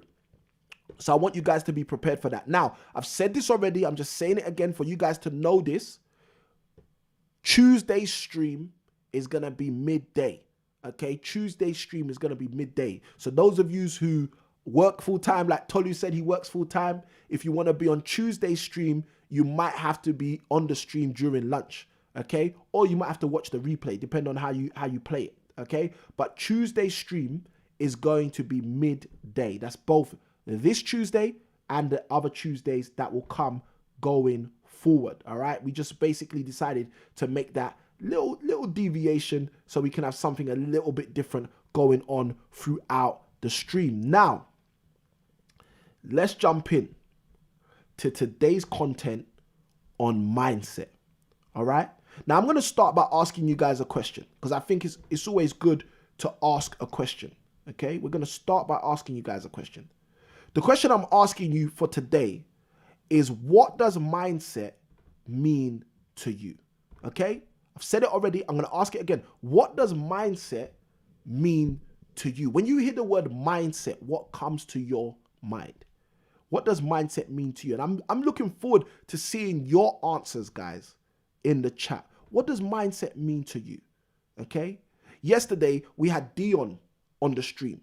Dion asked some seriously powerful questions, okay? Dion was asking us about how do you not allow yourself to get to a place where your mindset is actually doubtful, where your mindset is saying to you, you can't do it. How can you do it? Dion went deep later on in the show yesterday by asking us about, we started to talk about the stories we tell ourselves. One of the things Dion said is, she said, anytime she thinks about making big money, specifically in property, obviously we was talking about property yesterday, she said she starts to believe that there must be some kind of a scam. There must be some kind of a scam. And I thought it was extremely powerful when Dion asked that. Let me read her comment. She said, why does she sometimes feel that making big money is always involved in a scam?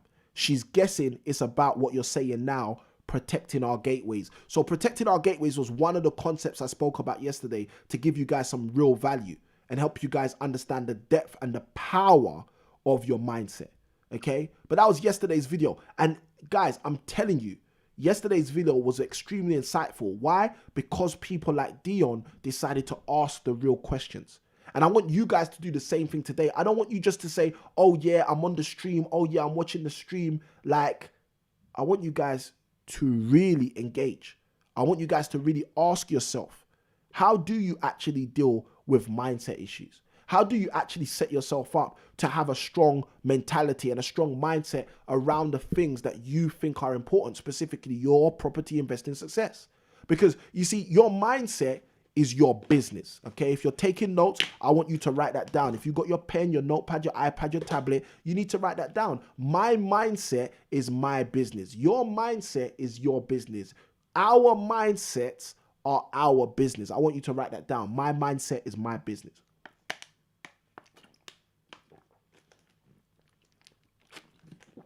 There are so many people who think their mindset is someone else's business. Okay, and look, listen, you may be guilty of that in the past. You may have been a person in the past who thought your mindset was someone else's business. Let me assure you, your mindset is your business. Your mindset is your business. I'm going to share with you guys the book recommendation for today because hopefully this is going to help you guys. And I'm looking for this because there's something I want to share with you to bring this in. Okay, this isn't one of those book recommendations that you guys are gonna be, oh, never thought that would be this is probably a recommendation you guys were expecting. Okay, but this is part of the reason why I'm recommending this book. All right, and some of you might know the book already. You might have already written it in the chat. I'll check the chat in a minute. I want to read something to you. I just said to you, your mindset is your business. Okay, our mindsets are our business. My mindset is my business. Wherever you are, you should be saying that to yourself. My mindset, you should, and listen, be bold. Say that out loud, no matter who's around you. My mindset is my business. Okay? Just speak that into the atmosphere around where you are right now. All right? Chapter 3 of this book, it says, mind your own business on page 129. Mind your own business, guys. How much more could you say? Yesterday, I said I was not mentioning the mindset book recommendation until today. But to give you guys extra value, I put in the link, I put in the description yesterday, my current reads, one of my current reads. And I guess I can even say one of my favorite books, okay? So this book, Thou Shalt Prosper, written by Rabbi Daniel Lapin. This book, like I said, guys, I like hardcovers. I like hardcovers. This specific book was in the description yesterday for those of you who couldn't wait till today to get a recommendation. All right. This book will help you with your mindset. This book will help you with your mindset. I'm just saying that openly. That's part of the reason I put it in yesterday's description, because I want you to know that's part of the reason it's one of my favorite books. Okay.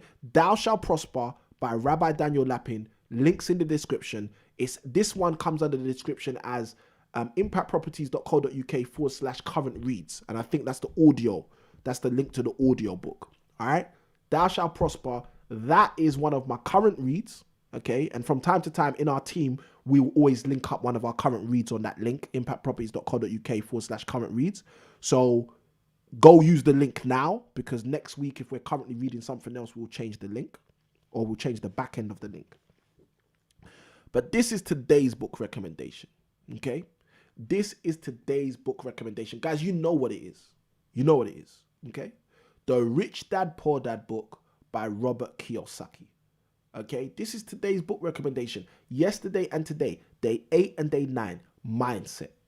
Okay. Now, why have I made today's book recommendation a book which is about investment, a book which is about property, a book which is about stocks and shares and becoming an employee and shifting out into a business owner? Why have I made this today's book recommendation? I'm going to make it easy for you, because I have met more people who have told me that this book changed their mindset about finances than probably any other book besides the Bible. Okay. So barring the Bible, which I've already recommended to you guys on day 7, you guys got the book of Proverbs on day 7 as my book recommendation. Barring the Bible, this book has come up so many times where people have told me, yeah, I read that book and it changed my mindset. I read that book, it changed the way I think about money. I read that book, it changed the way I think about my financial freedom, my financial independence, etc., etc. Rich Dad Poor Dad by Robert Kiyosaki. My particular one, with updates for today's world and 9 new study session sections. All right. Celebrating 20 years as the #1 personal finance book of all time. That's how you sell a book. That's how you sell a book, by telling people how long this book has been a game changer. Guys, this is the thing I want you to do. If you have not read Rich Dad Poor Dad, if you have not got the audio of Rich Dad Poor Dad, I want you to go and get that book. Okay? Links are in the description. For those of you who want to touch the affiliate links, links are in the description. We should have the link to the audio. We should also have the link to the hard copy. Okay, I think it's paperback only. I don't know. I don't know if there actually is a hard copy of the Rich Dad Poor Dad book. I'm not too sure. Okay, let me not go into that too much. I'm not too sure. But the point I'm making is, guys, that's the book recommendation for today. All right, make sure you tap into that resource, because that resource is going to help you guys. Rich Dad Poor Dad, touching on mindset, touching on how you think. Your mindset is your business. Chapter 3 of this book, mind your own business. Guys, I don't think you understand how powerful that specific chapter 3, how powerful it was for me when I read this book some time ago. Okay? Specifically when I read this book, it's like even till today, Okay, there's times I'll be talking in my mastermind groups. There'll be times I'll be talking to my peers in property. There's times I'm even talking to coaching clients, and I'll say it to them. It's rarer that I say it to my coaching clients or to my students, but a lot of the time when I'm talking to my peers, when I'm talking to other people in property, they will hear me say, mind your own business. And I don't say it in a rude fashion. I'm not being rude. I just say it in the fashion that it needs to be said for people to understand, you know what, that's what we need to focus on right now. We need to focus on our own business. We need to be focused on what we're focused on right now. You see, because so many times people are focused on things that have nothing to do with them. And you need to make sure that that's not you. You need to make sure you're not the person who's focusing on stuff that has nothing to do with you. That's what mindset is all about. Mindset is being mindful of the position you've set your own mind in. Mindset is managing your own business. Mindset is catering to your own concerns. Mindset is making sure you're focused on the things you need to be focused on in order for you to move forward in the direction you desire to move forward in. What does that mean? That means without a vision, you're about to perish. So this goes back to what we spoke about on day 3. This is why mindset is so crucial, because when your mindset is right, you have to focus your mindset on something. The question is, what do you focus your mindset on? You focus your mindset on the pinnacle of your vision. You focus your mindset on the primary objective, the goal of your vision. You focus your mindset on the thing you're working towards and you're working on. Guys, if you're getting value, write the word value in the chat. Side by side with that, hit the share button, press subscribe if you're not subscribed, hit the bell notification so you can be kept up to date with what we're talking about. Because guys, mindset is key. How do you protect your mindset? How do you prepare your mindset? You see, I'm going to share something with you. Have you seen the film Rocky? Okay, have you seen the film Rocky? Am I saying this to promote Rocky? No, I'm not saying this to promote Rocky. I'm saying this because Rocky is one of those most watched films. Okay, it's one of those films that many people have watched. So hopefully, if you guys have seen Rocky, just write the word Rocky in the chat. Okay, Rocky 1. I'm not talking about Creed. Okay, my movie watching ability is not that modern. I'm not talking about Creed. I'm not talking about Rocky 5, okay? And I've probably seen all of these. I'm not talking about Rocky 4, Rocky 3. No, I'm talking about the original classic. Have you seen Rocky? Sylvester Stallone in the film Rocky. Let me see in the chat. Let me see the word Rocky coming up, all right? Have you seen Rocky before? If you guys have seen Rocky, if enough people, let me see 5. If I get 5 people telling me they've seen Rocky, I'll give you the example I'm talking about preparing your mindset. Have you seen Rocky? All right, let me see the word Rocky flooding in the chat. Guys, I'm feeling this 21 days of your property investing success because you guys are making me laugh throughout this period. You guys are getting me about my inability to speak Spanish and French. Look, I nearly even just said Spench. My inability to speak Spanish and French a couple of days ago on the stream. Then I can't remember what someone was laughing about yesterday. Yesterday, there was a whole bunch of jokes on the stream yesterday as well. I'm seeing your guys' comments with value. All right, let me know. Let me know if you guys have seen Rocky, because I got a real good example for you. All right, mindset. How do you prepare your mindset? How do you protect your mindset? Yesterday, we spoke predominantly about protecting your mindset. And we spoke about the ear gates. We spoke about the eye gates. We spoke about the gates that we have. We spoke about our mouth gate. That's what we spoke about yesterday. Let me see 5 Rockies in the chat so I can start going into speaking about how you prepare your mindset. Because you see, it's not just about protecting your mindset.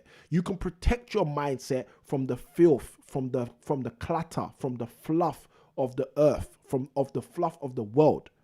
But you need to also be able to prepare your mindset in order to guarantee you're going to get property investing success. Okay? And this is one of the things. I see your comment, Tolu. Tolu says Rocky in the chat. All right? This is one of the things that you guys need to be mindful of.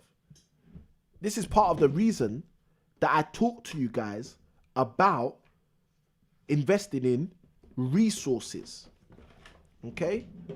This is the 200th edition of Property Investors News.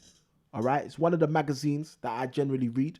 Okay, Property Investors News. I also read YPN, Your Property Network. Now, the reason I bring this up is because I want to read to you on the 200th. I want to read to you what they wrote as the title on the 200th edition.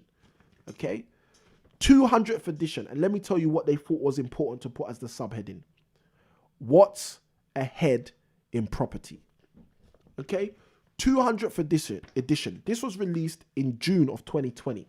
All right, June's a great month. Those of you who know. June of last year, June 2020, 200th edition of Property Investors News is released. And the title, okay, the title they put on that article is What's Ahead in Property. Now, the reason why I'm saying this is so powerful and so important is because if you want to prepare your mindset for where you're going in property, don't you want to know what's ahead in property, for example? Don't you want to know what's ahead in property? Okay? This is the challenge for so many people. So many people don't prepare their mindset. It's all fair and well to protect your mindset, but you have to learn to also prepare your mindset, prepare your mentality, prepare your thought process, prepare for what's ahead.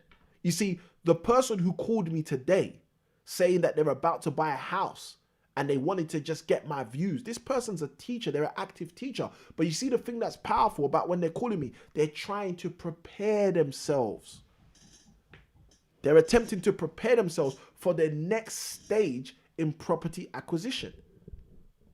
And it's funny because one of the things I told them to do, they were not comfortable with doing. Okay, I'm going to be honest with you guys. I said to them that because they're buying a property in an area where they haven't bought a property before, I said to them they should phone every single person they know who lives in that area. And I said when they call them, they should let the person know that they're considering buying a property in the area and they'd like to know what these people think about these particular postcodes, because they were deliberating between two specific properties at the time.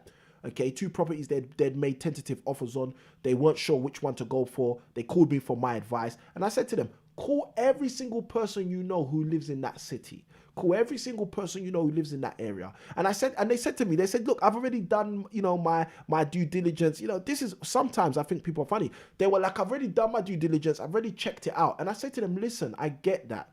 But what you don't understand is just working in an area, just living in an area, subconsciously you build up a prejudice, a negative or positive prejudice for things. So I said to the person, I said, look, you might just say this postcode and someone who lives in that city says to you, oh, no, stay away from there.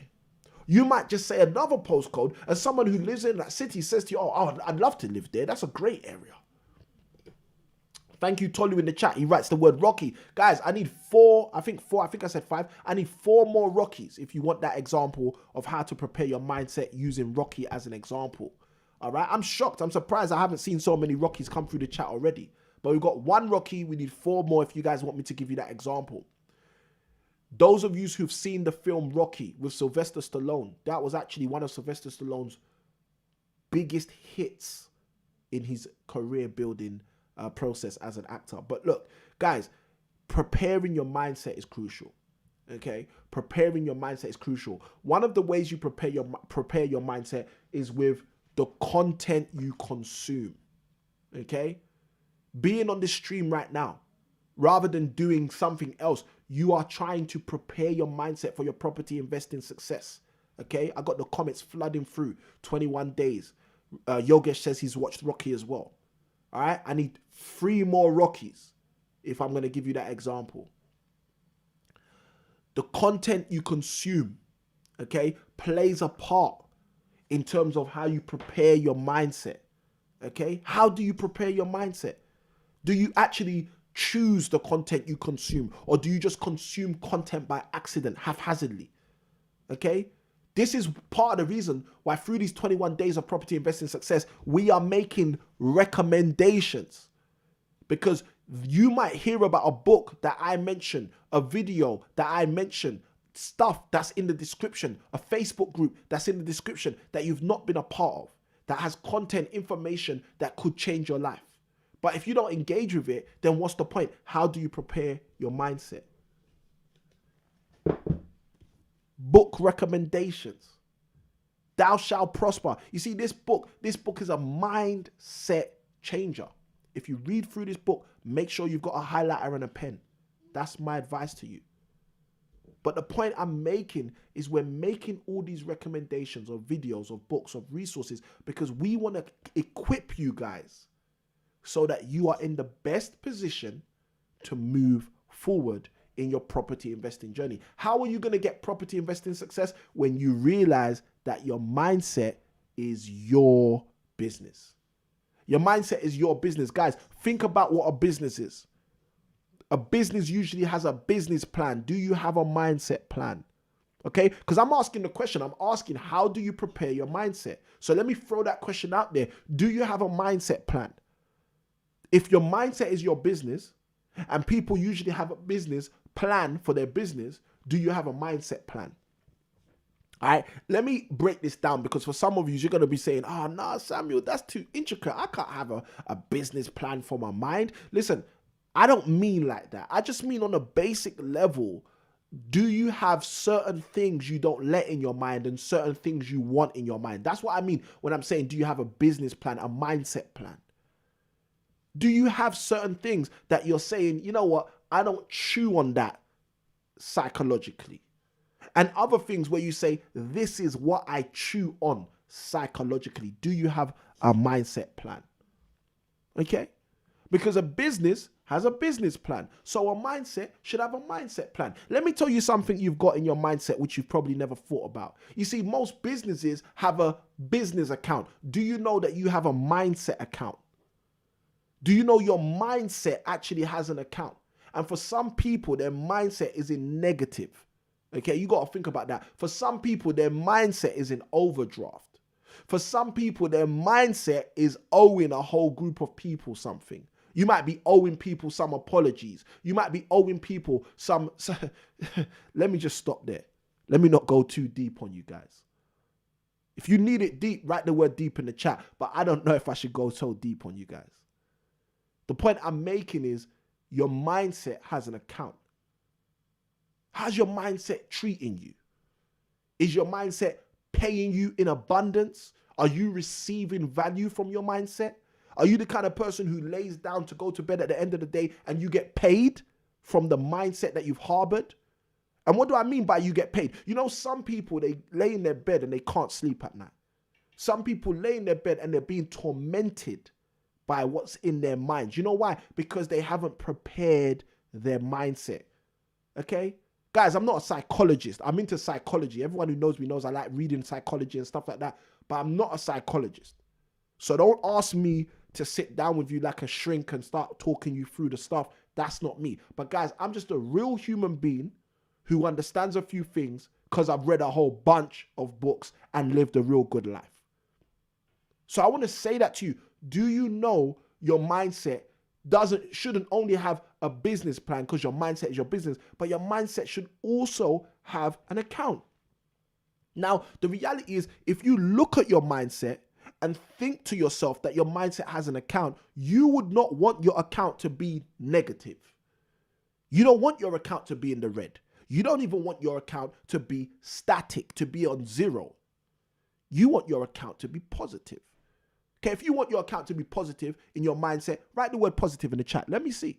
Let me see if I'm right. I assume that most people engaging with this content want their mindset to be positive. They want to have a positive account in their mindset. And look, think about what we're talking about. We're talking about positive and negative from an account, but you can see those same two words show up with people's mindsets. We spoke about it yesterday. There are people with negative mindsets. And there are people with positive mindsets. And Dion helped us massively yesterday when she jumped on the stream and Dion started asking questions, stating certain things, because Dion was basically saying, look, she feels cool. I'm sure Dion doesn't feel like she's not cool. But she says, hold on a minute, people start talking about money and making money, specifically in property. And she starts thinking to herself, there must be a scam. It's scam alert. You see, let me say this to you. If somebody's talking about something and the first thing you think is this is a scam and this is not your discernment, this is not your intuition speaking to you, but this is your mindset speaking to you. Guys, you should know whether that's positive or negative. You got to call that for yourself.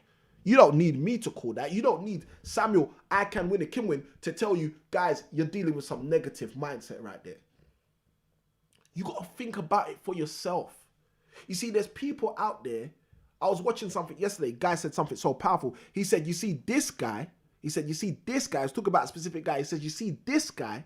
He says, this guy just wants to know that the thing is possible. The moment he knows the thing is possible and he sees someone else do it, he then tries to make sure he can do it. Then the minute he's done it, he then wants to get one up on the person who he knew did it, that he then did it from after. If that makes sense to you. Hopefully that makes sense to everybody. Guys, the point I'm trying to make is that, if you ask me, is a positive mindset. If you ask me, that's a positive mindset.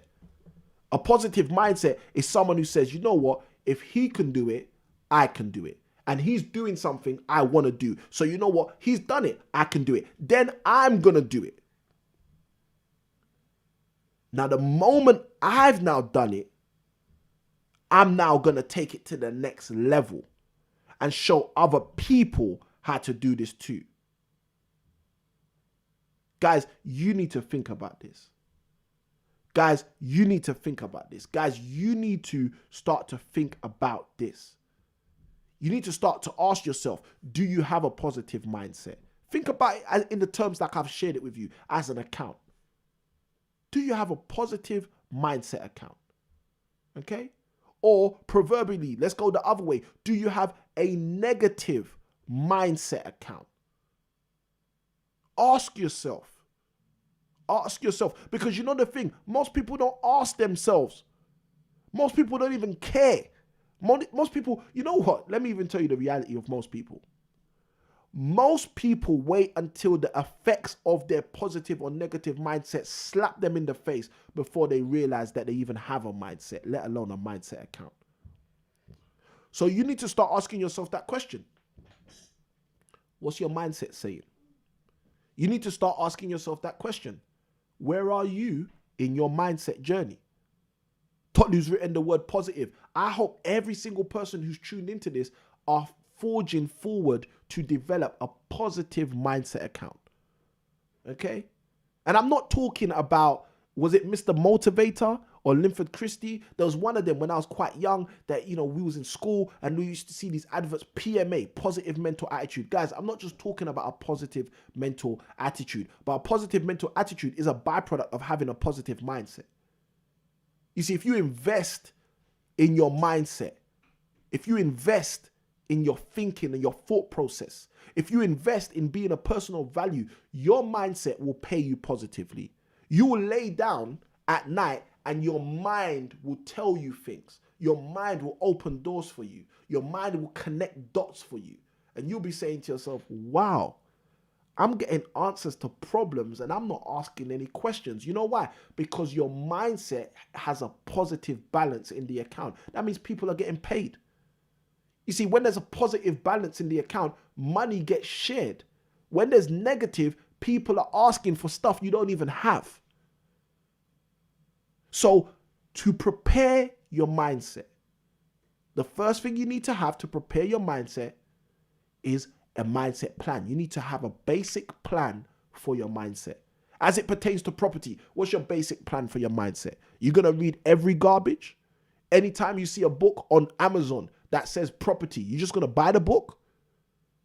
Or you're going to start a small book club with 4 or 5 other property investors who are investing at the same level or above that you are. And you're going to discuss with your peers the kind of books that they read. What books have you read? What are the best books you've read about the property strategy you're currently doing? What are the books you intend to read about the property strategy you're planning to be working on? What blogs are you a part of? What websites are you a part of? What groups are you a part of?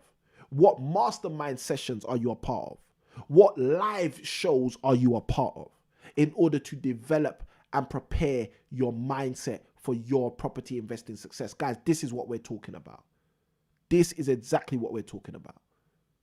So it's not just about having the plan and executing the plan. It's also about managing your account. Because part of preparing your mindset is actually managing your mindset account. How do you manage an account? You make sure that you don't overpay for things. You see, someone who brings their whole mindset to deal with a minute problem is doing a wrong thing, guys. These are the things I want you to understand. This is how you manage your mindset. But equally, someone that has an amazing mind and uses a little bit of their mind to deal with major things is making a mistake. I remember it was a pastor, I believe it was Pastor John Bevere. I heard him say this years ago. This must have been 15, 16 years ago. He said, don't major on minors and don't minor on majors. You see, there are so many people that do that with their mindset. They major on minors. They take a major part of their mindset to deal and think about a minor thing in their life. And then sometimes they minor on majors. They take a minor part of their mind and their mindset to deal with major problems. You see, that is not managing your mindset account accurately at all. And guys, listen, some people might ask me the question, Samuel, man, you're teaching this stuff, bro. You must be the guru. Listen. I'm still working on this stuff too. I'm a married man. I've got a witness. You see, that's part of the issues when you're married. You have a witness. You have a constant witness. I've got a witness. I've got children. I've got witnesses. And they'll tell you, Daddy's still working on this stuff. All right, guys, I don't come here to profess to be the guru. That's not what this is about. This is equipping you with things I've used to advance myself. And let me assure you, if I could advance these skills more, I will. That's why I'm talking about them. Don't major on minors and don't minor on majors. Okay? We got in the chat, also Kim, when he says, fantastic reasoning. Guys, we are here for you. We want you to move forward. The only way we can help you move forward is giving you the keys, giving you the value. But that's the reality. You need to prepare your mindset. You need to prepare your mindset. Let me give you one more key. We don't just prepare our mindset by having a business plan, mindset plan, because your mindset is your business. You see, businesses don't just have plans. Businesses don't just have accounts. Businesses have processes. Every business that is successful in any way, shape, or form has a process of how it does things. My question is, what's your mindset process? Do you make sure you read every day? Do you make sure you journal every day? What's your mindset process? How do you prepare your mindset for your property investing success? I'm very curious to know. Okay, let me know in the chat, guys. Those of you who are watching live, let me know in the live chat. Those of you who are watching on the replay, let me know in the comments below. What do you do to prepare your mindset? As you're watching this, start writing a comment. Don't wait 20 minutes, 30 minutes. Oh, that was a good question. I might write a comment. Write the comment. Okay, write the comment. Help your mindset right now by developing yourself. How do you prepare your mindset? What do you do to control the outside voices and ensure that the voices that get in are the ones you want? How do you control your mindset? Because I'm telling you, there's processes. Every business has business processes. What are your mindset processes? What are your mindset processes to guarantee you success? You see, I heard this saying a number of years ago, about 6-7 years ago. That saying was, success leaves clues. And I just thought that was an amazing statement. I want to use that as much as possible. Success leaves clues. Guys, what are the processes that you have adopted because other successful people have left you clues about how you can adopt processes to build and develop your mindset? What are the processes that you've developed? Because I'm interested. I want to see how you're going to move forward in your journey. And I know that you need to utilize exactly what I'm talking about in order to do this. So I would like to know, what are the processes that you use for your mindset to develop. Yogesh has said in the chat, networking. I love that. Network. Guys, that's one of the keys. Yogesh says in the chat, talk to similar successful people. Totally agree. Because that's how you gear your mindset to the right place. Look, when I spoke about this magazine, you've got to understand, reading these kind of articles, reading these kind of magazines, you know what they're doing? They're priming your mind. They're priming your mind. They're allowing you to enter an environment that you may not have been able to enter on your own. Tolu says in the chat, books. Tolu says in the chat, meditation and prayer. Guys, you need to be utilizing these things we're talking about here. Because your mindset should not just have a plan. Your mindset should, listen to this. If you just have a plan, you're executing nothing, right? And equally, if you just have a plan and just have an account, you're not making anything change in the account. But when you've got processes, that's when your account can change. And that's when you can tweak your plan for productivity. So if you're watching this and this is your first time engaging with me, I'm encouraging you. I want you to go out there and start tentatively creating a mindset plan. What's your plan for your mindset for the next 10 years? Are you going to read every single day for the next 10 years? Are you going to become more literate over the next 10 years? Are you going to become more sophisticated over the next 10 years? Are you going to become more active with your mindset over the next 10 years? What's your tentative plan for your mindset over the next 10 years? The moment after you understand what your mindset plan is, I then want you to ask yourself about your mindset account. Where's your account right now? Where do you think your account is? Do you think your account's positive? Do you go to bed at night asking yourself how you're going to pay your next bill? Or do you go to bed at night asking yourself what's your next steps to success? What's your mindset account like? Then the third thing I want you to do after you have a gander and a little ponder on your mindset account, I want you to shift to the third level. And I want you to start asking yourself, what processes could I put in place to affect my mindset account positively? And also, to affect my mindset plan for productivity.